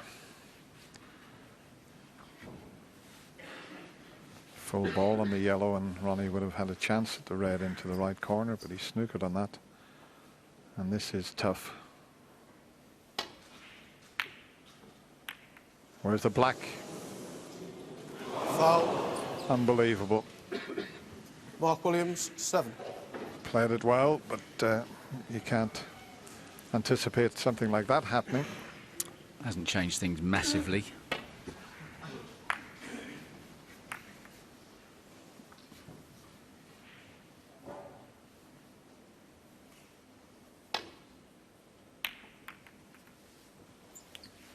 Cleverly worked through the gap.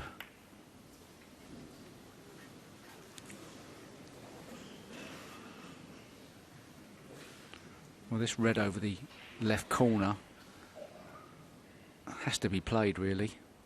You won't like it much, but you'll like it a lot more now. Great shot. 1.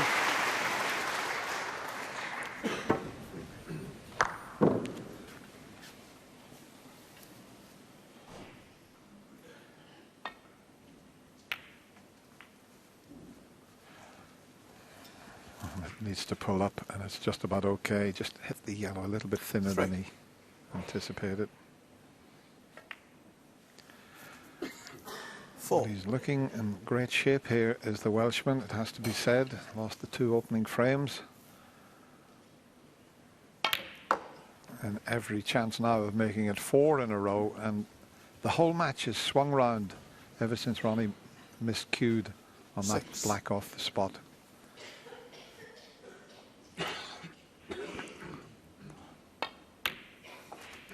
7. We've shown it a couple of times. It was just as if he was a little bit undecided and got down, and you don't see that very often.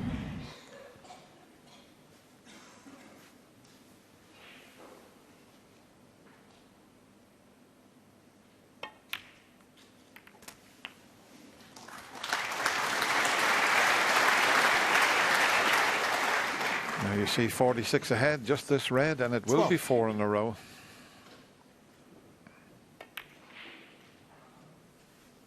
13.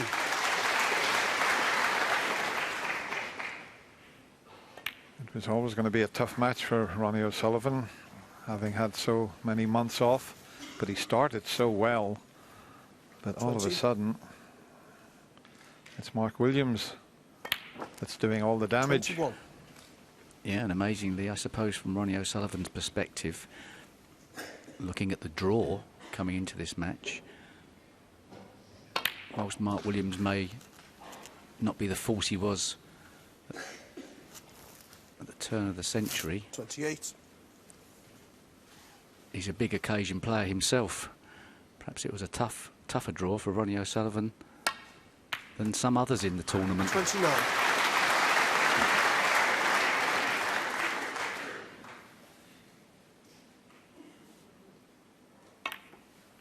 Doesn't matter, he's overcut that. Mark Williams, 29 on the And front. the Welshman marches on. Ronnie stays in his seat. And Mark Williams has taken another frame. And he now leads 4 frames to 2. And John Parrott, you sense that the self-belief in Mark Williams is now really beginning to flow out there. Yeah, it's funny actually, because we were talking to Ken there off air, we were talking about, he looked a little nervous when those chances kept coming along at the start. It's like as if, oh, I'm 3-2 in front.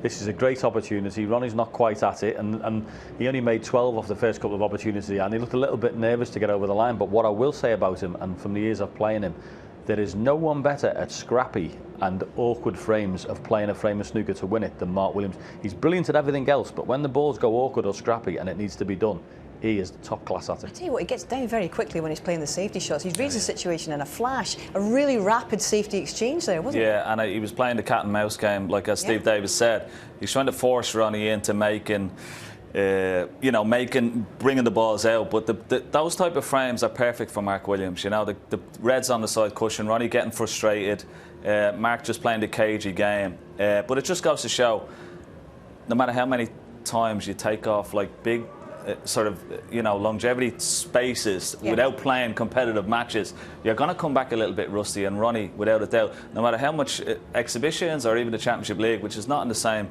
league as this, you're going to be a little bit rusty and you will get found out. And he has to really raise his game here because he's in massive trouble. He is. And, you know, Steve and Dennis in the commentary box, John, have wound back the clock to that miscue on the black in frame 3 is the dent in O'Sullivan's momentum. Would you agree with that? It could be a factor, isn't it? I mean, maybe he's a little bit fragile mentally, just coming back into the auditorium. You wouldn't think somebody of his capabilities would be affected by it that much, but I don't know. Obviously, as long as the tip's all right on his cue, it shouldn't be a problem. But he's just a little bit out of it. He's a little bit rusty, and his opponent is particularly adept at very scrappy games. Well, so far, it'll interest you to know that Ronnie's high break 47, Mark's 64. As Ronnie Wood was saying in the interval, it doesn't feel like that because it has been such an absorbing contest. But that's the reality of the situation, and the reality of the situation for O'Sullivan. He's 2 frames to 4 behind. Yes, and the reality is he's got to really win this frame, and that's not the best way to go about it, catching the blue from the break off, so that focus is not quite back yet.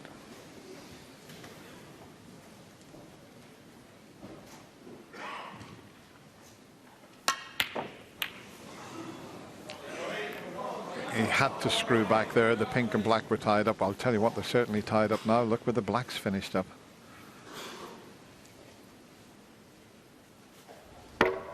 Had to get back for a bulk colour.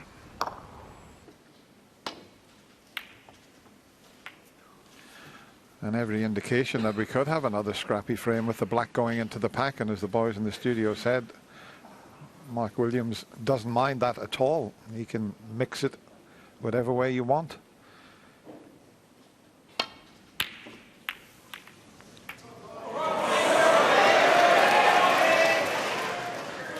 And he butchered that one.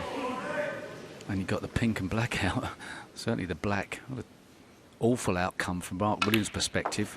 From something that looked like it was a reasonable chance with not too much danger. And now Ronnie O'Sullivan needs to flick the switch, move through the gears. Didn't want to be colliding with that red. 8.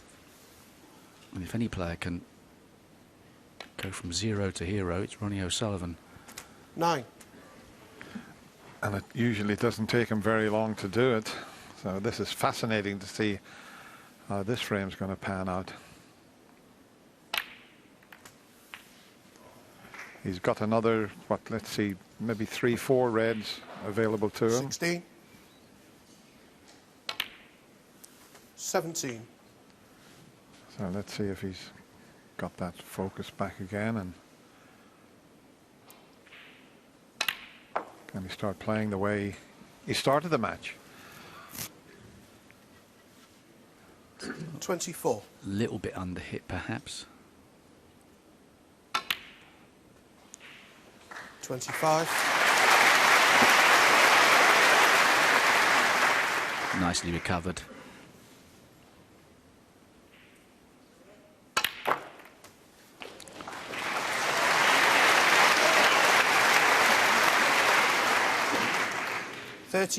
Beautifully controlled. Didn't give it everything in the backspin department. Kept that cue ball in the middle of the table. That's the art of smashing into the pack. 33.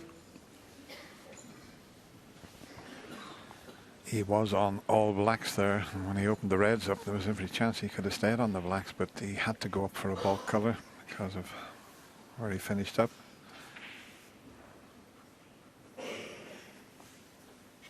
It's a massive frame. He has to win this frame, Ronnie.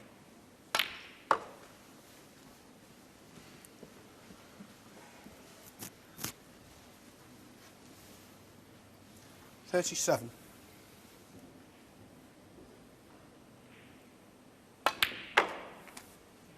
$38. And all of a sudden, normal service looks to have been resumed, striking the ball beautifully. One of his greatest strengths, the ability to reel off frames very quickly.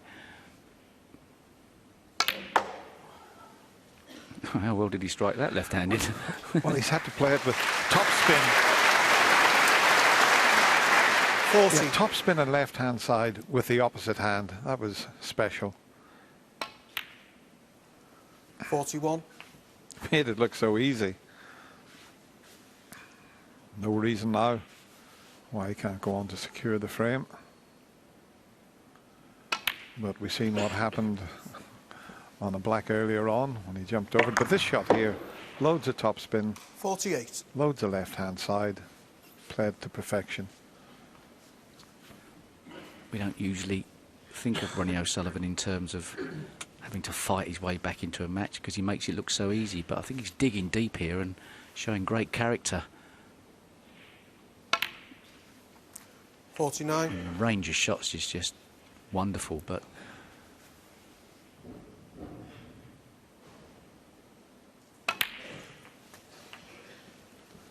he hasn't come to this event just for a bit of match practice. When Ronnie O'Sullivan turns 56. up for an event like this, he's come to win. So you put the preparation in. 57.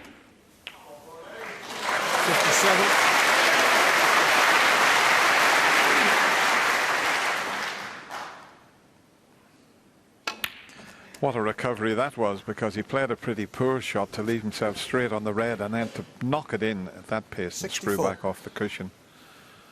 That's quite something.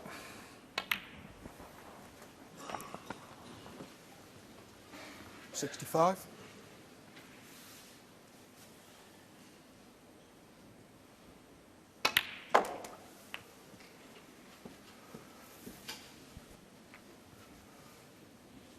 $72.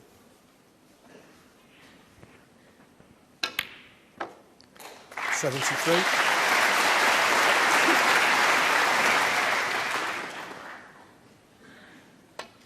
Frame well and truly safe now. He's already made 802 century breaks. 80. That is quite astonishing.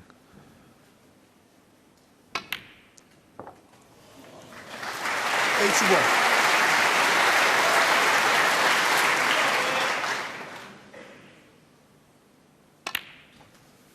And it hasn't taken him very long to knock these in. 88.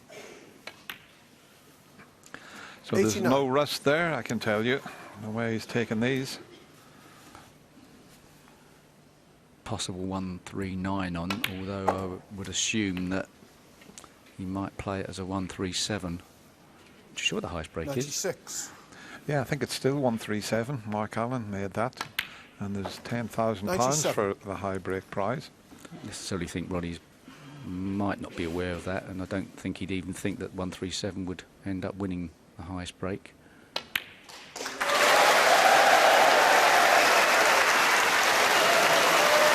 It's irrelevant now. 104. Well, that may be the end of break, but what a fabulous century Ronnie break. O'Sullivan, He's back against the wall. 4-2 behind it. How did he respond? He got one chance and he made a century break, but he still trails by one frame. It's 4-3 to Mark Williams.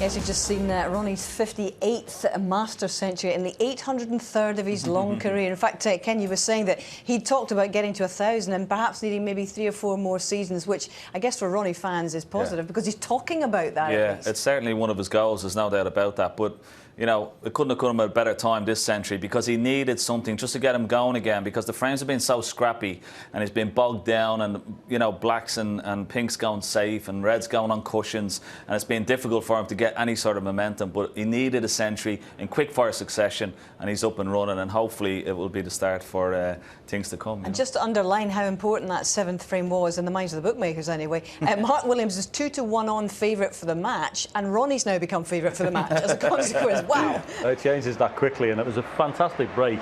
Very fluent, a brilliant yellow with his left hand, which he played with topspin and a bit of run inside. I mean, you'd be struggling with your ordinary hand to do that. Fantastic shot. Extraordinary. OK, here we go. There's just one frame in it now as we go into frame 8 of a possible 11.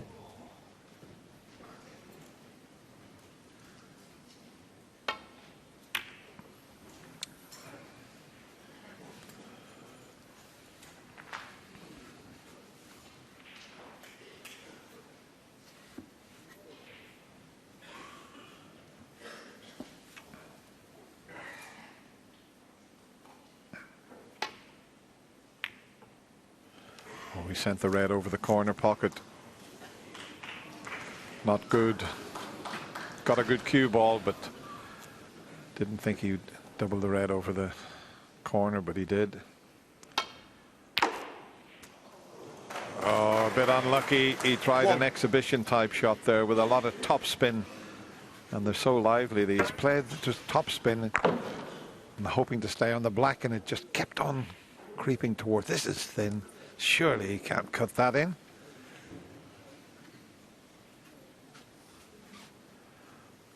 Boy, this is some shot he's taken on here, I can tell you. Look at the angle from there. He's got it. What a shot.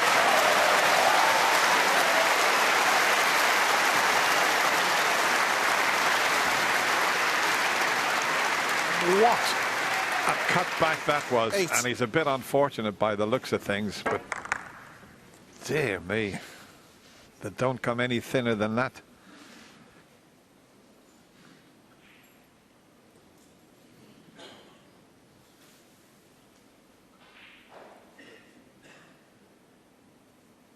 No, you can't see enough of that, Mike. You'd have to get a little bit of side on it. But how unfortunate was that? Once he pulled off that unbelievable cutback, he was very unfortunate not to drop nicely on a red.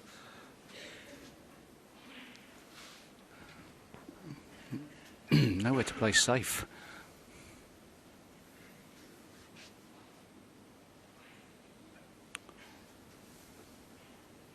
Or is there? Oh, big shot. Mark Williams, 8. Has he picked out an area to make it difficult for Ronnie O'Sullivan? I think he has. So it's not clear cut. May have looked reckless from Mark Williams, but that's one of his greatest strengths, being able to work out a aggressive shot to nothings. Obviously this red goes, but it's not as clear cut a chance.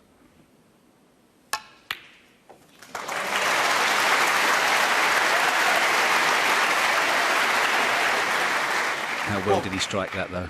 Perfect, and he's got an angle to stun down between the brown and yellow. And an early chance. And after that century break in the previous frame, 6. what's in store for us here? 7. The black's in the open, the pink's out of commission, but that won't concern Ronnie at this stage.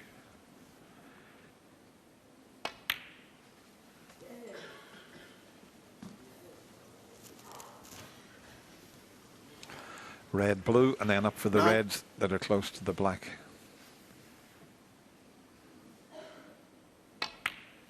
10. He's got other choices of reds, but if you can get to the ones near the black, it would help. He's going to leave that for the time being. In fact, this one here will help to clear the pink. 15. Can still get through to the black. 16. Removing that has opened the pink up somewhat also.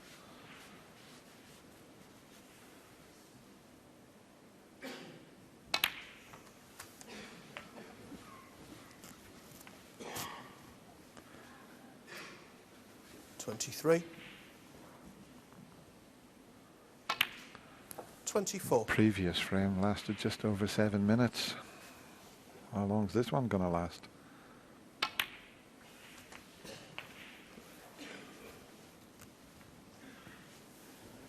$31. 32. If he can get to that 68 points on the bar there, the frame will be safe.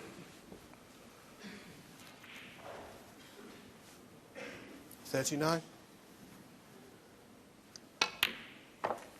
40. I think that kicked slightly. It's took a little bit of pace out of the cue ball there.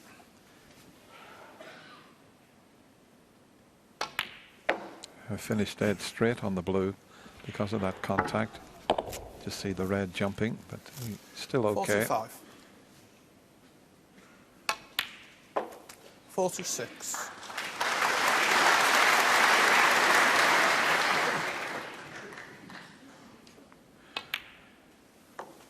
And I mentioned I was having a chat with Mark Williams at the mid-session interval, and he was saying, how well is Ronnie hitting the ball? You know, not often you hear someone talk about their opponent, but he said, doesn't he strike the ball fantastic?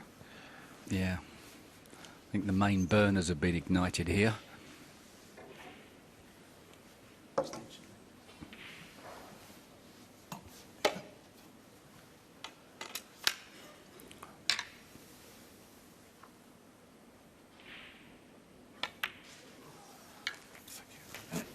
$53.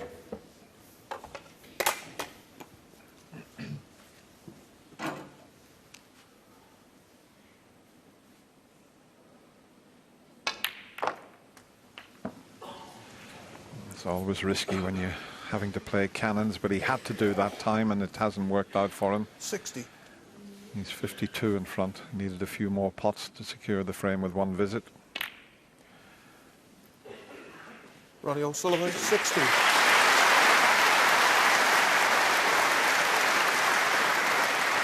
A quick fire 60 break, but he's not over the line yet.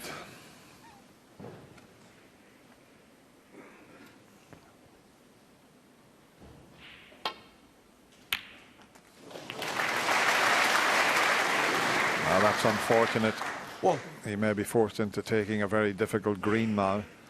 Without the jaw of the middle pocket, he would have been a lot nicer on the colour. But because he's behind by so many, he's got to take this on.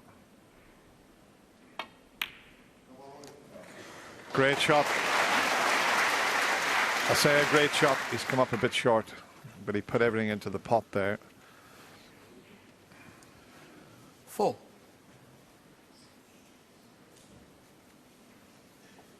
But that black he cut in, I mean, that's one of the best shots I've seen for a long time.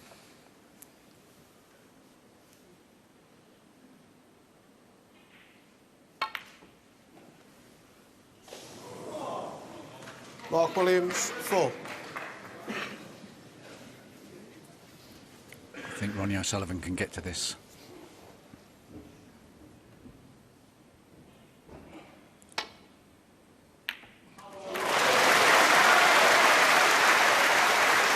Well, Mark Williams took a risk trying to cut that red in. He could have played a nailed-on safety shot. Kept the frame on the boil, but 6. It's all over now. 7.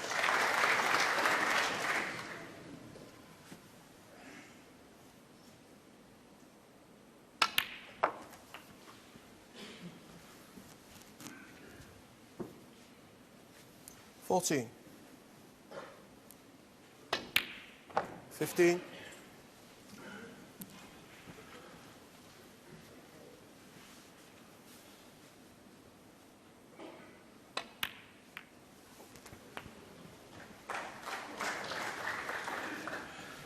'So it's amazing. 2 frames behind in a matter of some 14 minutes. He's all square. 23.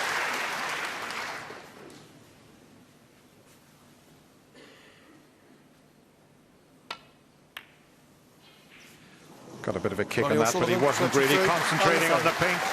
It was a magnificent effort of 60, but it has to be said, Mark Williams was very unfortunate when he cut that black in, but Ronnie O'Sullivan's back. It's 4 frames all. He's beginning to turn it on out there, isn't he, guys? Enjoyable, and in the blink of an eye almost, he's back level. Yeah, exactly. He's got that little bit of momentum now, and Mark looks like he's gone off the boil a little bit. Had a chance there in the end, but took on a very strange red because he sort of played it as a shot to nothing and left it in the jaws, almost in the jaws of the pocket. But it's in the balance still, you know. It's anybody's game, but Ronnie the momentum is swayed back towards his camp now. It is still very close, obviously, in terms of the possession out there, if you like, of who's in the balls, and that wafer-thin cut that Mark Williams managed. I mean, we were all purring over that one. It's a beautiful shot. Unbelievable, but that's what he's good. I mean, look, he's good at everything. You've got to be to win what he's won, but the awkward frames, the awkward thing, but shots that no one else plays or takes on, he's brilliant at it. It used to annoy you playing him actually. You're sitting in the chair thinking, oh, I'm back in the balls in any minute. I was going to make, and he'd come up with a shot like that. He was very unlucky, wasn't he? Because I mean, he split the reds, and where he landed, he was sort of in no man's land, and it could have easily been on a red there, and he could have won the frame from. It's one of those shots that when you pot it, you think you deserve to be on another ball because it was that good. Well, Williams won 4 in a row. Suddenly it's 2 in consecutive frames for Ronnie. And how do you read the situation from here on in, Ken? I think if it's open, Ronnie will win it. But I think if it goes a bit scrappy, you know, Ronnie's going to be hard to shake Mark Williams off because, as John said, he loves those frames. OK, back we go. This is frame 9. Ronnie O'Sullivan to break.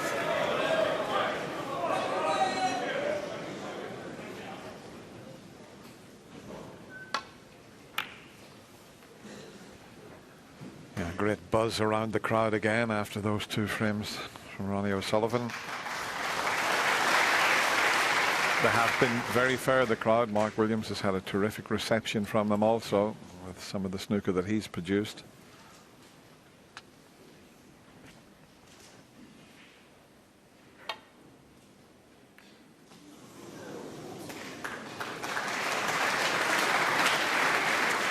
Well, acknowledged by a tap on the table there from Ronnie for that great shot. Oh, double kiss. Oh, he's got away with it. Who's a lucky boy? Once he got that double kiss, I think Ronnie thought he would have left quite a few on. It's a touching ball. Little smile from Mark. We keep telling you how laid back he is, this Welshman. And have a look at this. He's having a selfie. I mean, that gentleman shouldn't be allowed there to have that, but that shows you what Mark Williams is like.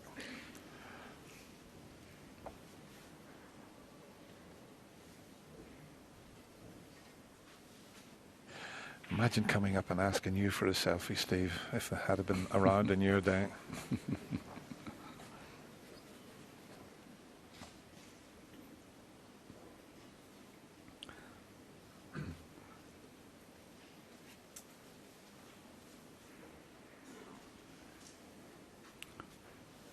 I don't think even the brick phone was invented then, was it?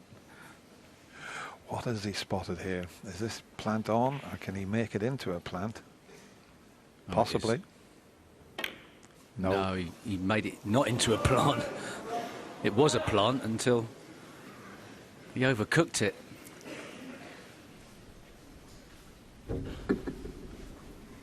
No, he had to hit it fuller, didn't he? Because it's just like a squeeze effect when you hit the first ball.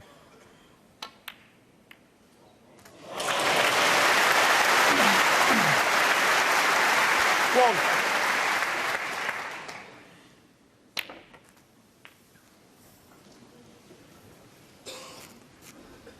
That's a great opening red. 8.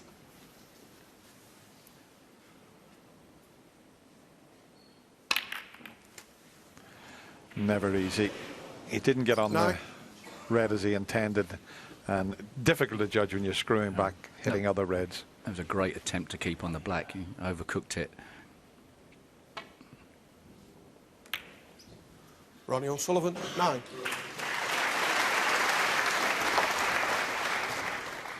Got some action on the cue ball there. Once again, Mark Williams forced to play a thin escape.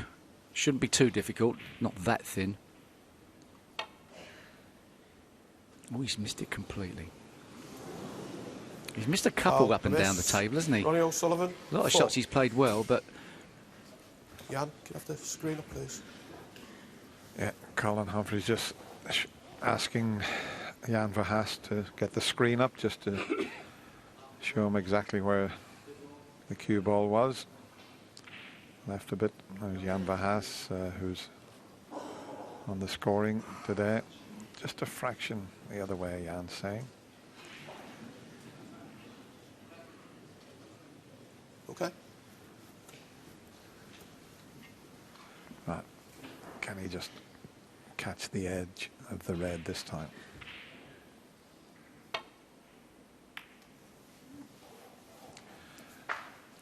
Not great, but could end up great if it just gets behind that green. Oh,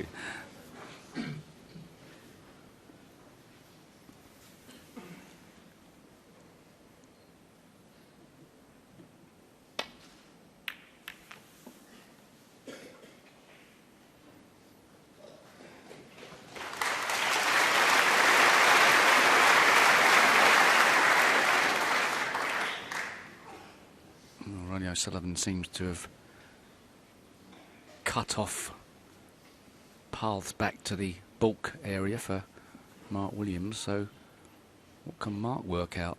To the top cushion?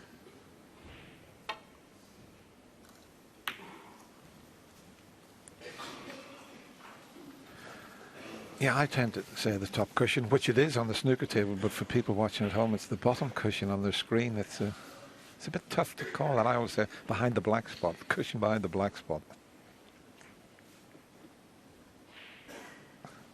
I'm waiting to hear from you, Steve. Yeah.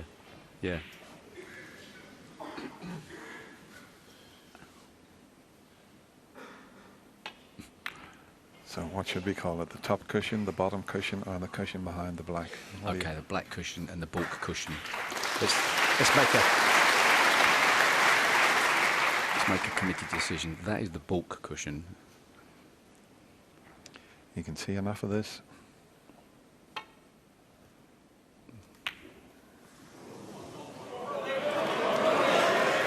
It's not an easy starter for Ronnie, especially if he's straight on this. If he's got a slight angle, he can get onto the black. but he's just off straight. Not easy, this. 1. Now, one good pot here and a cannon, and he's right in business again. So here we go. Ronnie's in first again, and he made breaks of 60 and 104 in the 2 previous frames. 9. It was a superb opening red.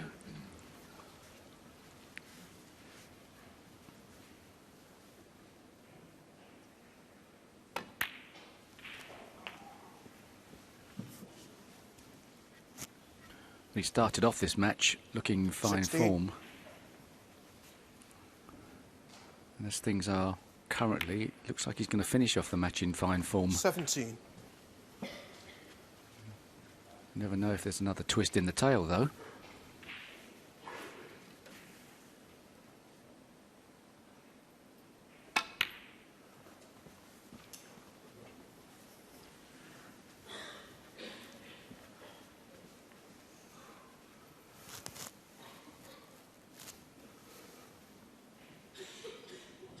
It's just a tricky little spotting process for Colin Humphreys. 23. One of our top referees now. 24. Another cannon needed.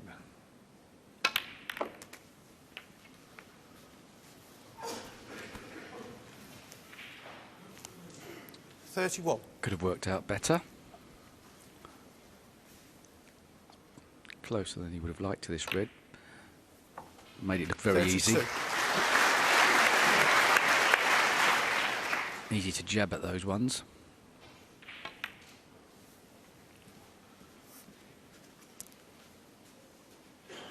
Looks like Ronnie O'Sullivan's going to 38. get over the line here. Interesting to see how 39. Mark Williams will perform on the back foot. Well, I suppose you can only perform if you get a chance. He's not getting any chances in these frames. 44. 45. Okay, Ronnie didn't clinch the last frame with a break of 60, but it paved the way for it. But Mark's had precious little to go at. He just had that cut back the boys were talking about, fantastic cut back, and was unlucky 51. not to drop on a red. But this 52. is not far from being over this frame. Just one more good shot. He hasn't played that too well. He's got to be careful with the reds. He's leaning over there. Bit of a distraction. If he cannons this red, he's okay. If he drops in behind it, he's not okay. 55. Just can get to the potting angle.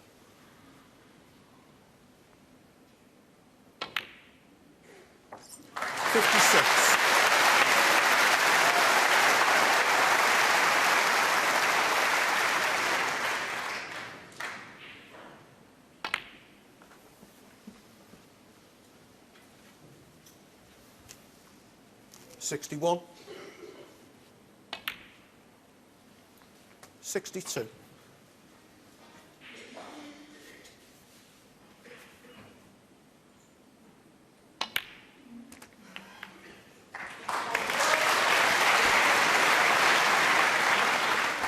$69. Moving that difficult red, so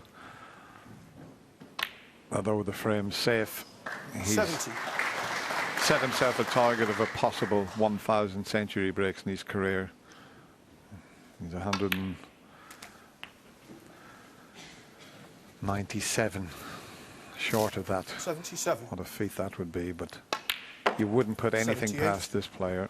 He is a delight to watch. He really is.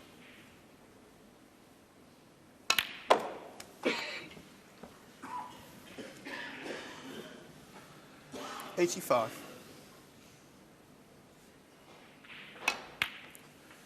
86. Great to see him back and playing like this. Missed the UK and the Champion of Champions, where he could have defended both of those titles, but chose not to. But he's back at his brilliant best here. 90. 92.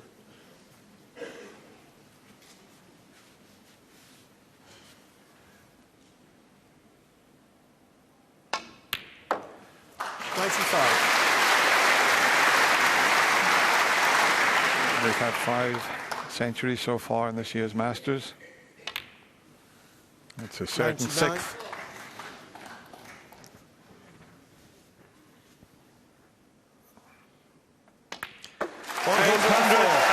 Century breaks for Ronnie O'Sullivan.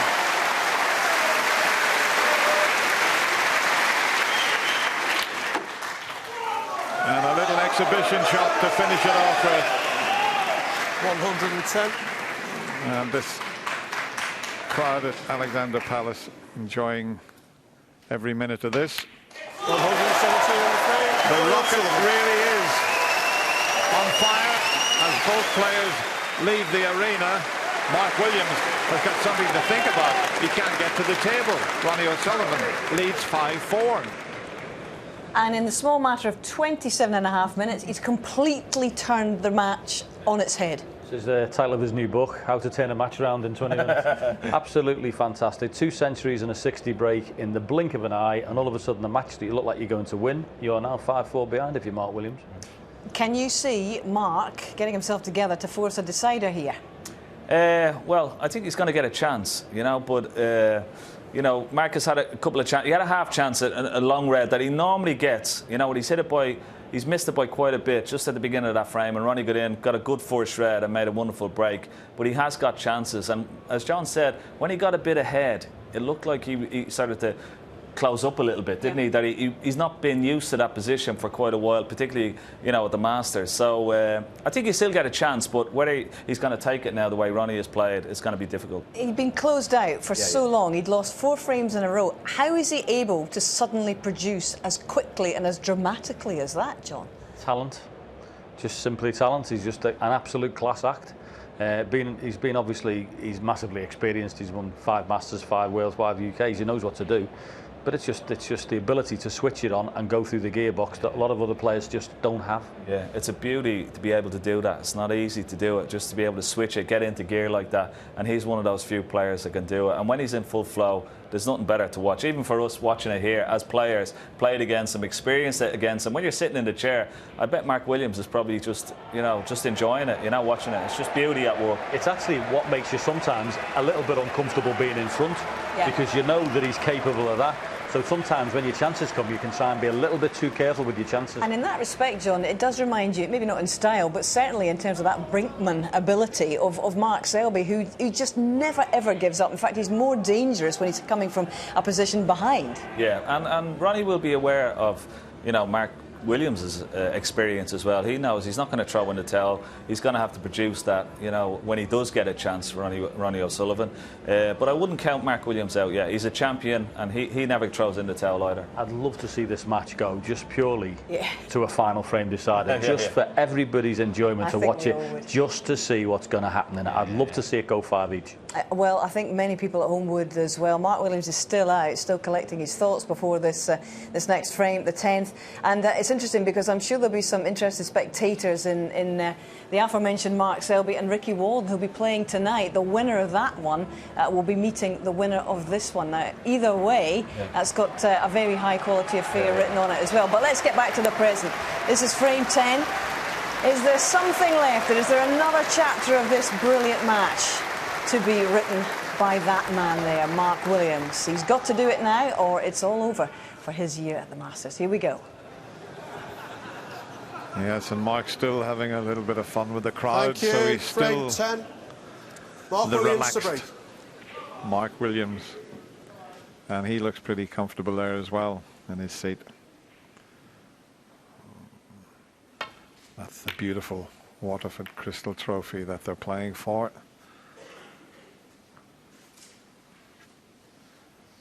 Who's going to be picking that little beauty up next Sunday evening? That is the big question.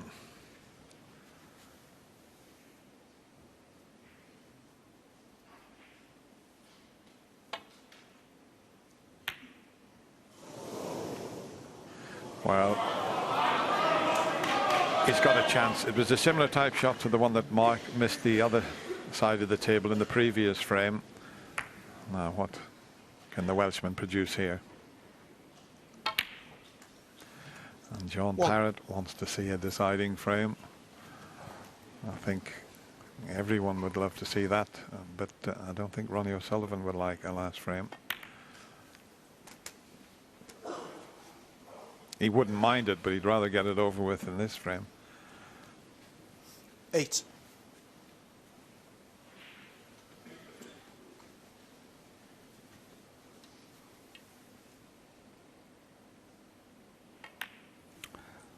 Nine.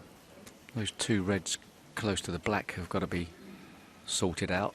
It could easily go wrong, any cannons on those. And it just goes that outside red, which is very handy. 16. And a nice little settler to the 17. start of this frame for Mark Williams. He hasn't really had much table time, so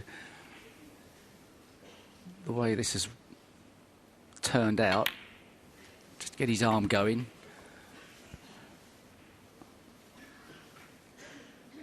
At some 24. stage, obviously, he's got to go into the pack. But he'll have a nice lead. 25. Well, this is his fourth black coming up, as you can see there.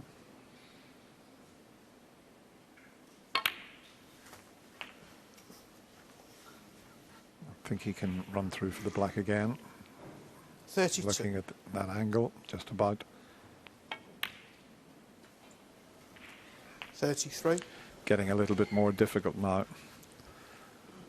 So red goes through the gap near the pink. Chose to go into them. Not ideal queuing. Well, he'll have to play for the blue this time, so he'll quickly forget about all blacks. It's handy, he could get his cue quite low there through a gap. 41. Okay. He's a little bit underpaced, but he should be able to control this blue for the loose red. Screwing in and out of balk. Oh, a bit short as well, but just about got there. 46. He's an amazing player, Mark Williams, he really is. His temperament is superb, as we mentioned a few times. He's the sort of player, he could come out of an arena, he could have won a match 6-0 or lost the match 6-0, and his expression would still be the same. He'd still look so relaxed and laid back. Is that a plant? That's massive if it is. Oh, he's got the Norfolk. Oh, he's not even on the plant. Oh, no.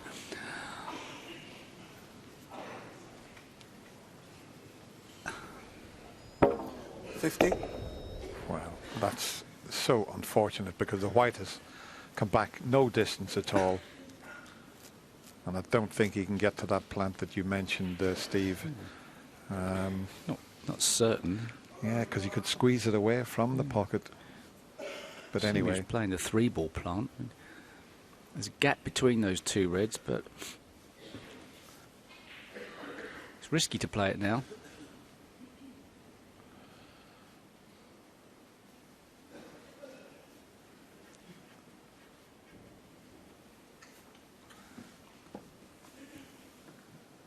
you can't really get a ball safe here. Can you just see enough of that? Might have possibly. Mark Williams, 50. But I don't think the plant's on. You'd have to play at a 3-ball plant. You can't play it if you can see it. I don't think it would go. He would squeeze it away from the pocket. Perhaps he was playing that red all along. It wasn't just a plant, but that it felt like he was playing for a plant.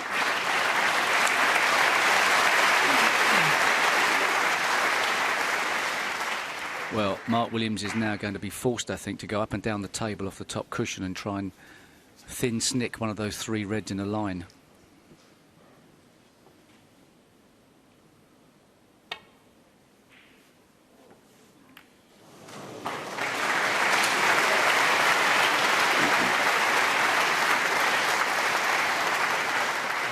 Terrific judgment there from Mark.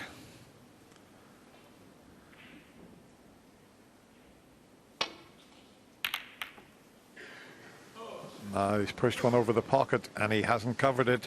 Great chance for Mark Williams now. One good positional shot here and we could have a deciding frame.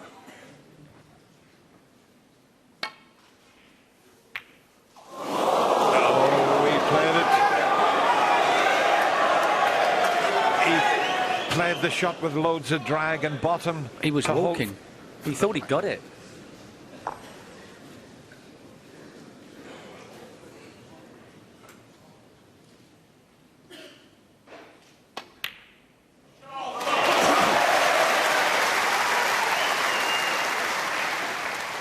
Well, well, if Ronnie O'Sullivan gets on a ball colour easily there, I think he's favourite in the frame to win the match. But now what?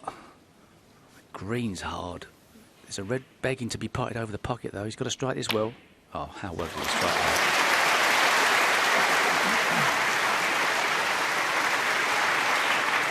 He made that look so easy with the ball so close together. They're so difficult.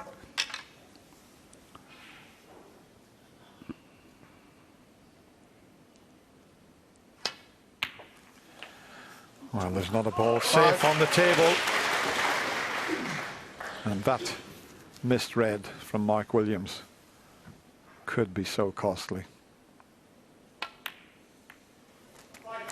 It looked almost certain to pot this. Played it with lots of bottom, thought he'd potted it, and then all of a sudden, shock horror, it didn't drop. There's usually no better player in the game than the counter-attacking part of Ronnie O'Sullivan's armoury. I don't know what one of the spectators was doing, but the referee just wagging his finger at him there. So 20. We've got nearly 2,000 people in here. They've been fantastic. They've had an absolutely superb match to watch. 21. A little bit of work to be done with those three reds.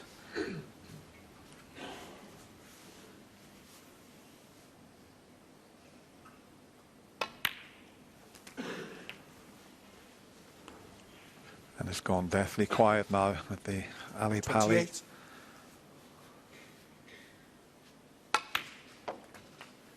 29.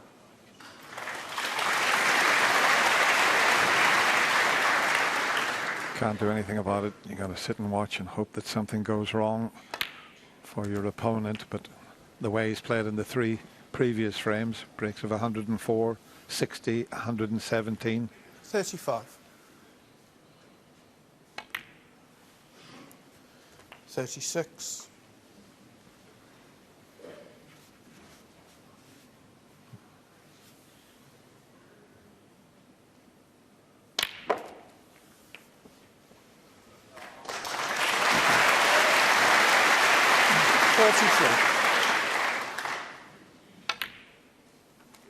44. He's underscrewed that. Thank you. Just left himself the wrong side of the blue, so having to take the pink.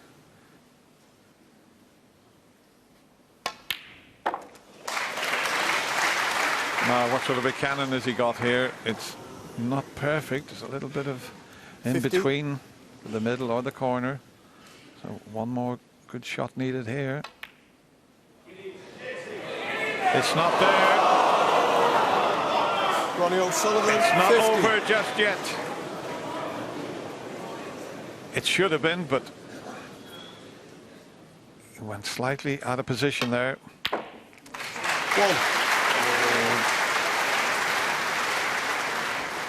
Well, he knocked it in, but he'd have liked it a bit further away from the cushion than this. What a pressure pot this will be.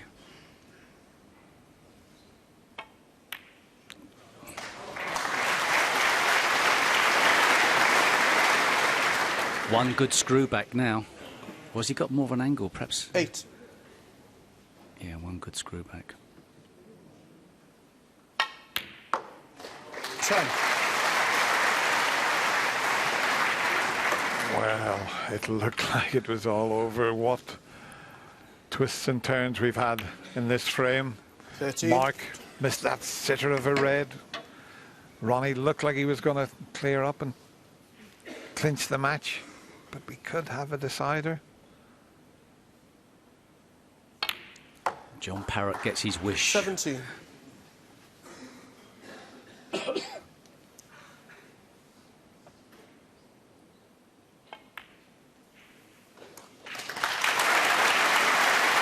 Twenty-two.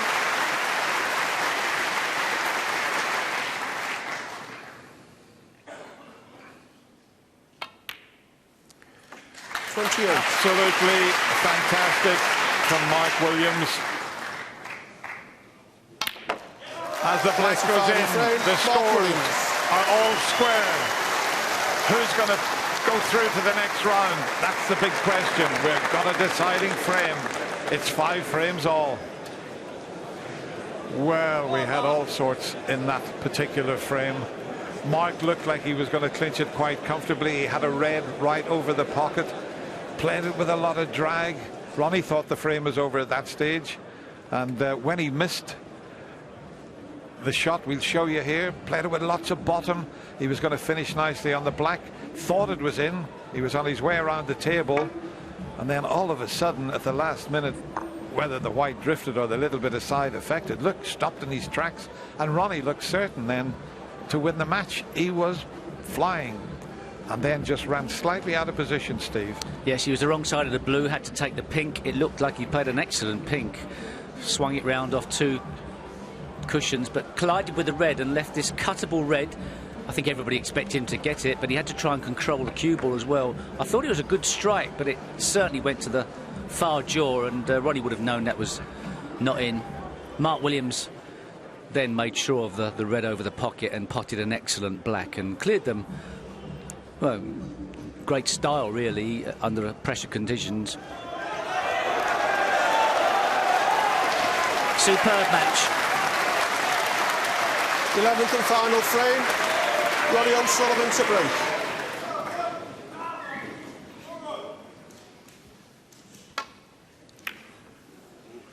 Oh, he's done that for the second time.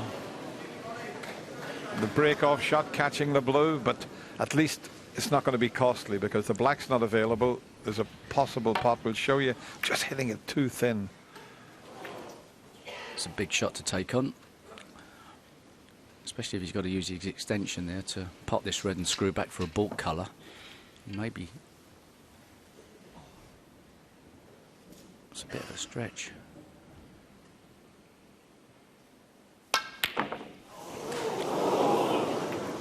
Played it with safety.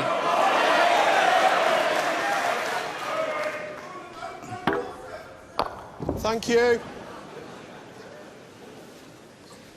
Oh, that red's dead straight, I think, so Ronnie just turning it down, but it's going to be available at any one time, so he's got to get a good cue ball.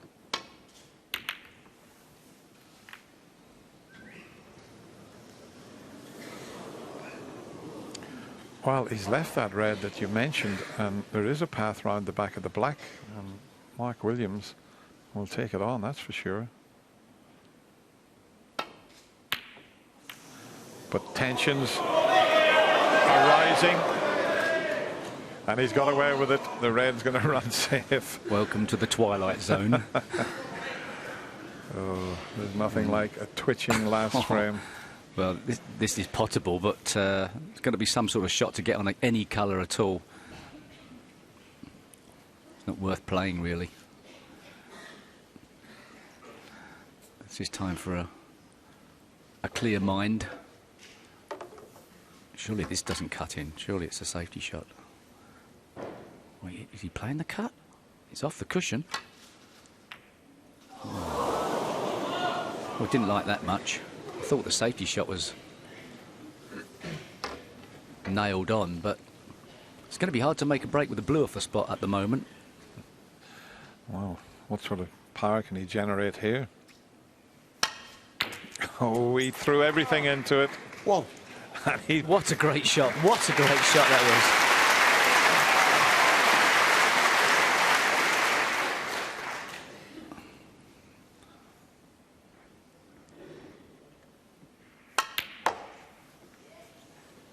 Well, two incredible screwbacks there from Mark Williams, and he's got the pink into play. Three. What? Superb cue power, the type of stuff we usually see Judd Trump or Neil Robertson play. Four. But he got the pink into play, and this is a chance.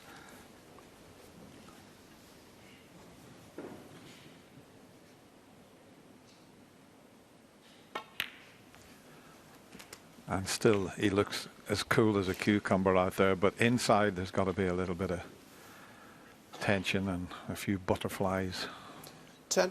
fluttering around.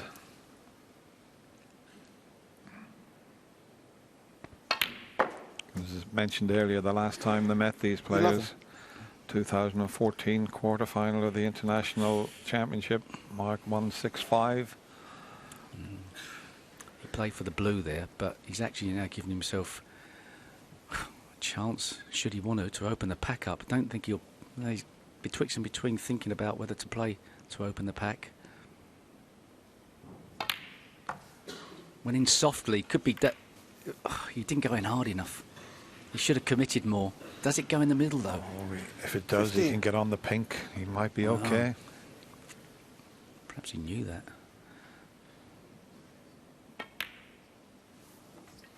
$16.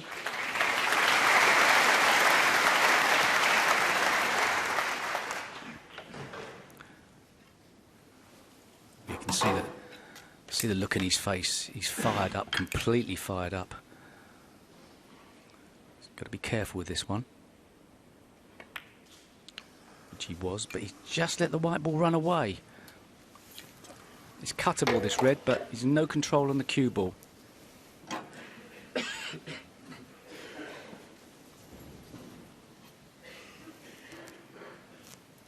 $22. And he doesn't want to just cannon into the red that's near the cushion there. That's what he's looking at. If he just hits that the wrong way, he won't finish on anything. It's hard to avoid that. It's a natural cannon. And he managed to get round the back of it. But he doesn't want to be straight on the blue. 23. He needs a bit of angle, and I think he's got it to get up to the reds.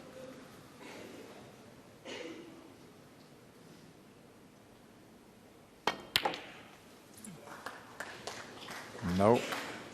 Tried to cannon the pink and reds there.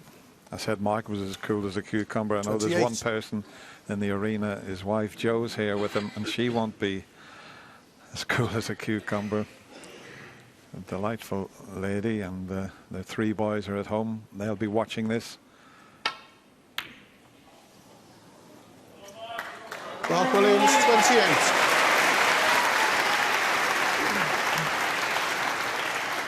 It's a superbly controlled safety shot, although Ronnie has got a path back down the table between blue and brown.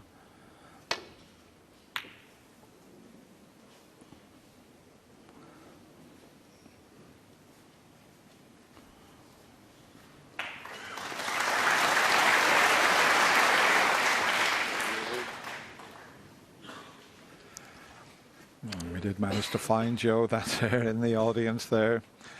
She'd be so nervous. She's a lovely lady.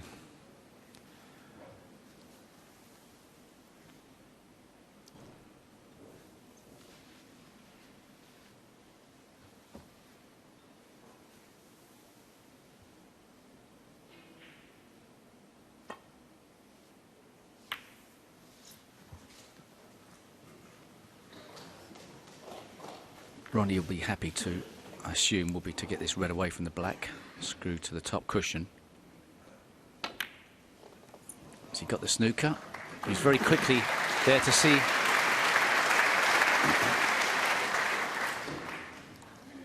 So Mark Williams, could be argued he asked for that.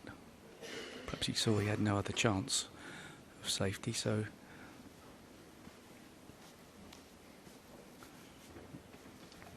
That was a clever shot because there's no easy escape. Just to come off and land in the red, you'd leave one on. He's just going to play and swerve this a little bit just to catch the edge of the red. Now, where does he put this?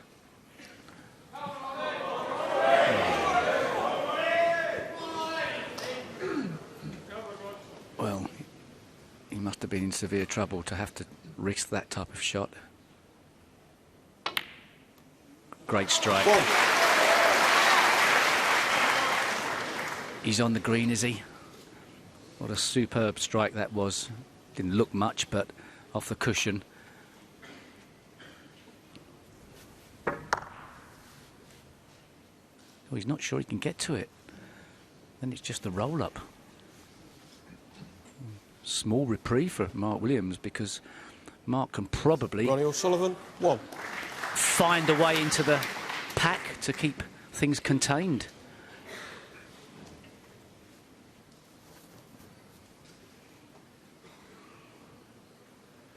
Yeah, it's not straightforward to get into that pack, though, because there's a couple of reds he could leave on. He's coming off a couple of cushions rather than directly into them. And that, is that hard enough? Yep, plenty of pace, but he could still push it on. He might have. That wasn't a straightforward escape for Mark Williams there.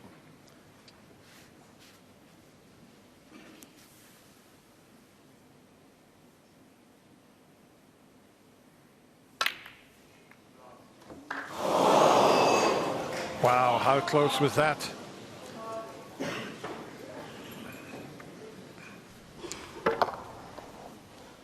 I thought it was in there, and then all of a sudden it just catches that right jaw. If he'd have been further out to the left of the pocket, it would have gulped it in, but the near jaw is always the one you don't want to hit, especially on these match tables. Perhaps a club table, they slide in. So advantage Mark Williams, but not much.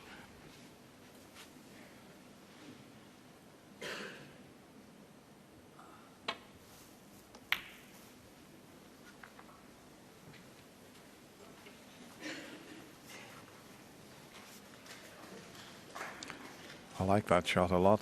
Well, it was quite clever from Ronnie O'Sullivan. He's 27 behind. He didn't want to be using this back end behind the black as a safety zone, and wants to get the game back to normality, and he picked out a very good shot there. He really did. Mark Williams can obviously see the left-hand side of the pack, but what he's frightened of doing is opening up the reds. He really does need to get the cue ball bang on the ball cushion if he's going to play back down the table. He's having a quick look now at the top of the table to see where it's safe. Now you see there was all sorts of shots available to him. That was such a clever shot that he picked out there, Ronnie. It really was.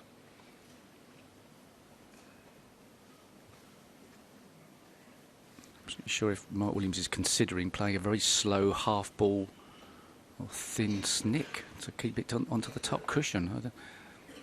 He's studying up, and perhaps he's disregarded that.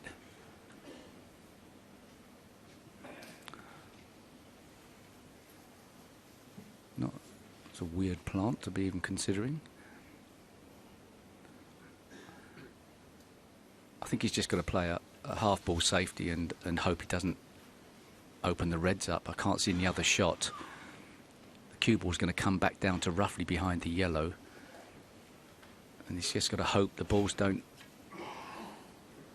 go into a potable position. But he's thinking it's like a risk. He's summing up a risk. Well, not the 3-ball plant, the weird plant. Well, the weird plant would have to be to knock the red that's near the cushion onto the pink to make the plant. He just can't see an easy safety shot, but surely not. Surely not. No, he's turned it down. Well, that's what Joe thinks of the plant.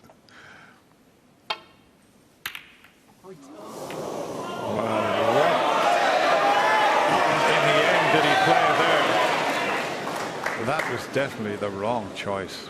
He thought long and hard, and boy, what a shot he took on there.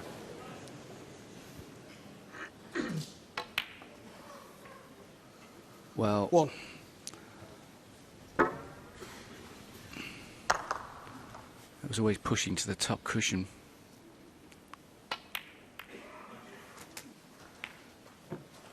Well, surely the safety shot would have been a better option. Well, he knew if he pulled that tough plant off, he could have won the match. Now can Ronnie O'Sullivan turn that phone off, please. hold himself together as someone's phone goes off? It's been terrific all afternoon, and someone has forgot to switch the phone off. Somebody Can turn you that phone believe off, please.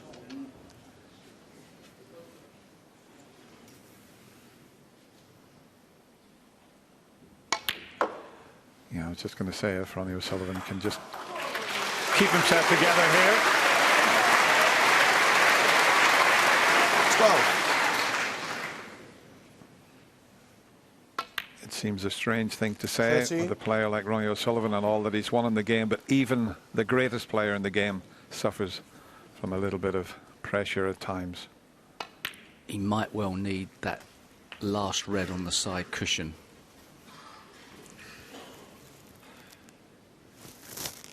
$19. He will 20. do.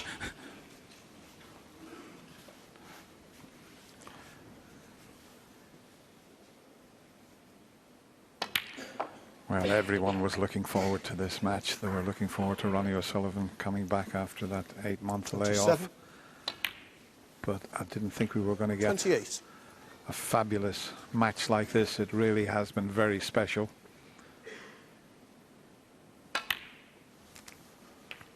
And you see little things. That cannon, well, he's still just about okay, but that's a bit of a stretch. He made it look easy.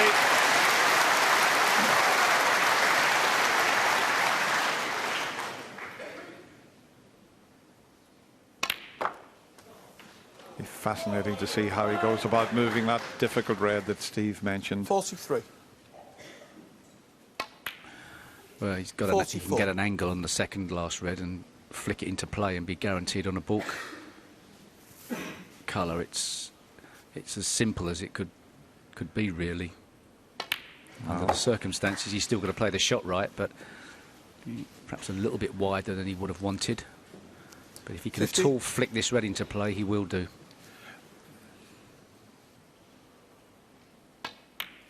Now he's got to do it from the green. 51. Needs to pull up. He doesn't want to be straight on the green, otherwise he can't get to that red. A little bit of angle. And what a shot he's played there. 54. He was almost 55. straight on the green, and he forced it over to knock the red out. That was a fabulous shot. So Mark Williams thought long 57. and hard about that plant that he took on. And Ronnie said to the referee, the yellow's got to come back up again. But what a match we've had here. Mark Williams has been superb. 59. There you see 32 ahead.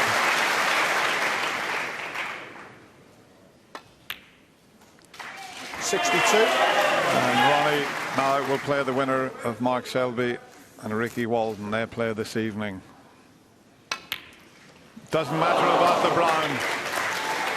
Mark looks at the 62. scoreboard.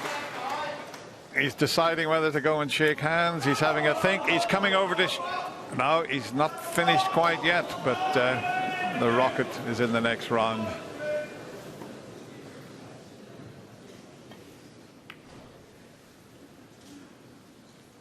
Well, that's one of the snookers.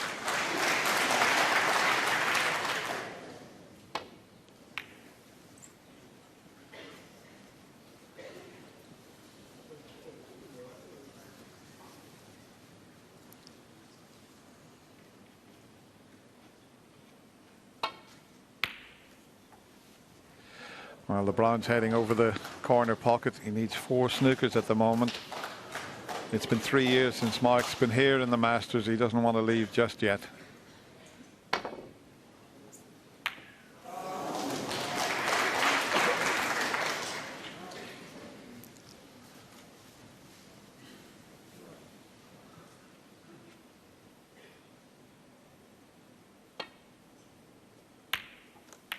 And now we will get the handshake. Yeah, he turns to Ronnie O'Sullivan and congratulates the Rocket. It's been a fabulous match. These two players have put on a fantastic show here this afternoon in the Alexandra Palace. And in the end, Ronnie O'Sullivan, well, he is back and he takes the match 6 frames to 5. Well done to both players. Well, congratulations, Ronnie O'Sullivan. What a match on his return to the big time. We hadn't seen him in one of the sport's big 3 since losing in the quarter-final at the Crucible last April. My goodness, gentlemen, how would you sum up that afternoon, Ken, first of all? Absolutely brilliant, yeah. And what a way to finish as well.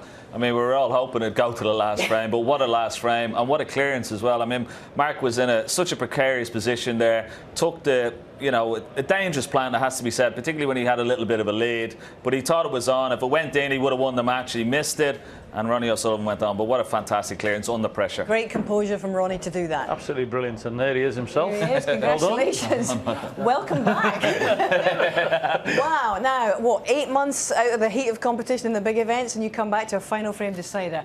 Are you happy to be back and through that one? Relieved? Enjoy it? Yeah, it was all right, you know. A bit poor, wasn't it, you know? Oh, I'm not both sure didn't play good, but it was all right.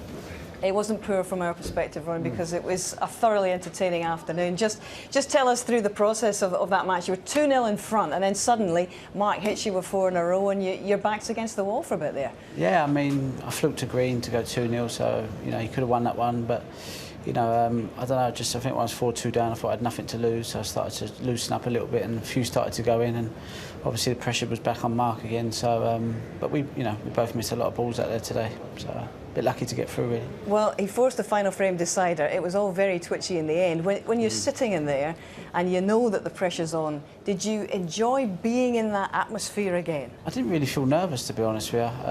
You know, this is a bit of a nightmare of a tournament because it's so, like, because I live around the corner, you know, everyone's sort of like here, and it's just, you know, I played in Condon last week. There was no hassle. You just turned up, quick, you queue out. Nobody wanted a ticket, but no one wants a ticket. You just sit down, chill out, and you come in. It's just like mayhem. You know what I mean? At the end of the day, it's just a game of snooker, and it's just a circus, isn't it? Really, it's a bit like Sheffield, really. Must be good though to get through a match like that, blow the cobwebs away. You haven't been out there for a while. I mean, you've got to be looking forward to the rest of it. To be honest with you, you know, I'd done my back in a couple of months ago, and up until then I was playing all right because I was playing in practice quite a bit, doing a few exhibitions, and my form was great, you know, and I still felt like, you know, I was queuing as well as I ever done.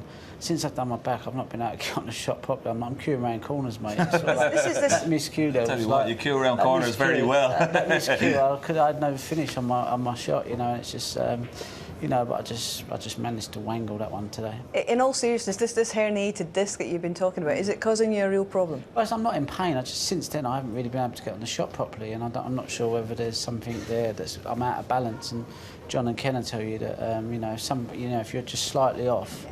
You know, one shot goes wrong, the second shot, and you know, you're chasing the cue ball, and I'm not very good at that. I need to be in total control of the cue ball. I can't play like. You know, like some of these players can keep rescuing breaks and potting them off the cushions, but I can't. You know, I like to be close in, and if I'm not, I'm pulling my hair out. Did you think you were going to get a chance in that last frame? I mean, that plant he went for. Yeah, I always thought I was going to get a chance. You know, because like I said, I didn't really feel that nervous when you're up for it and you're really flying, and you think, you think you've got prospects of going far in a tournament. You think, oh, please don't go out. But the way I played I've got a get out of jail free card. You know? Take yourself back a month, Ronnie, when you were deciding that you were going to come back, and just take us through the thought process about why you'd taken the time out and why the time was right to come back. I only missed 2 tournaments, and as it happens, I wouldn't have been able to play in them 2 tournaments anyway because of my back. So actually, I've come back to the only tournament I probably could have played in anyway. You know, a lot of people say, oh, you've had time out, you're retired. I missed 2 tournaments. You know, anyone misses 2 games in a football match or a golf tournament, nothing gets said. But because I missed a couple of tournaments, all of a sudden I'm retiring. But did you miss it? Did you miss those 2 tournaments? Obviously, no, as you say, not really not at all. No, I didn't.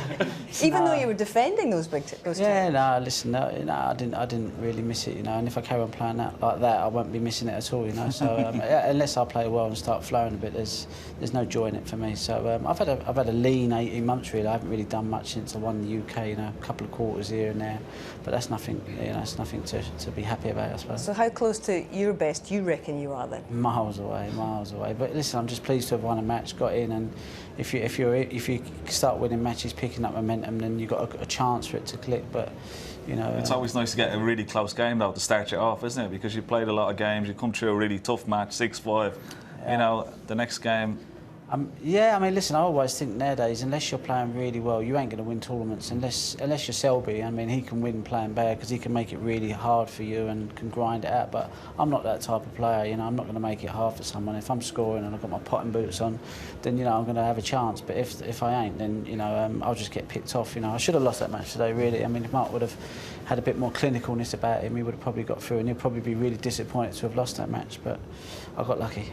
You're back, and lucky or not, it was a fantastic performance. Well done. You came through a final frame decider. It's lovely to see you back, Ronnie. Cheers. Thanks very much for popping up. Awesome. And I'm sure that Mark Selby and Ricky Walden were very interested to watch Ronnie's progress today, because either of them will be playing this man in the quarter-final. Let's talk about Mark Selby. These two have had some real tussles over the years, and let's get a little idea of Mark's form today.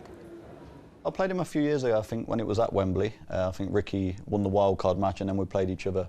It was probably, I think I beat him that year, but we have played quite a lot in other tournaments as well, and great friends off the table. More or less grew up together through the junior ranks, and fantastic lad and a fantastic player. He's a little bit like O'Sullivan in a way. He just plays on rhythm. I mean, and when he does get on a roll, he can easily steamroll him and go 3 or 4 frames without even missing. Even though I've not won anything this year, which has been a little bit disappointing, but at the same time the standard's high. You can't just, nobody's got a divine right to win anything, but it's not as if I've been playing drastically bad. I mean, I lost to John Higgins in the semi-finals out in China. He played great. Lost to Neil in the UK, which on present form is probably the best player on the tour at the moment. So I'm not too disappointed, but it'd be nice to turn one of them semi-finals into a win. Yes, Selby against Ricky Walden this evening, and significantly in the 5 major events that they've played in, guys, it's Mark Selby who has the best record. He's won all of those 5 matches in Worlds and UKs and Masters before. How do you assess this one, Ken? Yeah, you'd have to say Mark Selby would be favourite, of course, you know, but Ricky Walden on his day, very good, very quick scorer, lovely to watch as well, you know, very good in the balls, and he's a handful for anybody when he's playing at the top of his game. The last time we saw Mark, he was getting thumped by Neil Robertson at the UK Championship in the semi-final, and that was very, very unusual. It hadn't happened since 1999 in one of the big 3 matches. He got 2 or 3 games nicked on him there and that, and he was getting 50s and 60s and losing frames.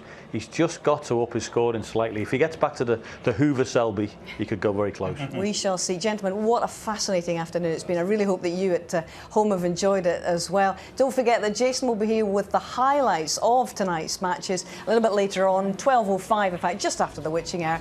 Otherwise, we'll see you again very shortly. Hope you've enjoyed it. Breathless afternoon. Good to see Ronnie back. Bye for now.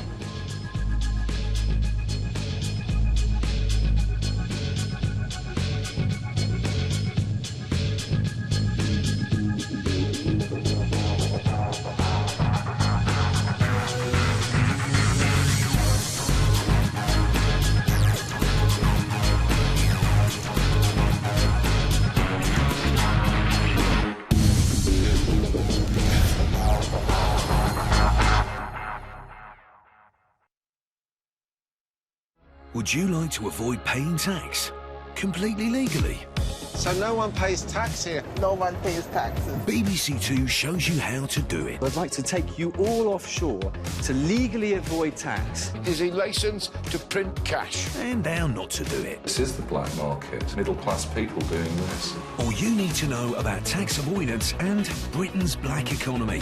A week of programme starts with Barely Legal Grafters, next Tuesday at 9 on BBC Two. Meet the monkeys turned pirates. Join Chris Packham for the world's sneakiest animals. Continues Thursday at 8 on BBC Two.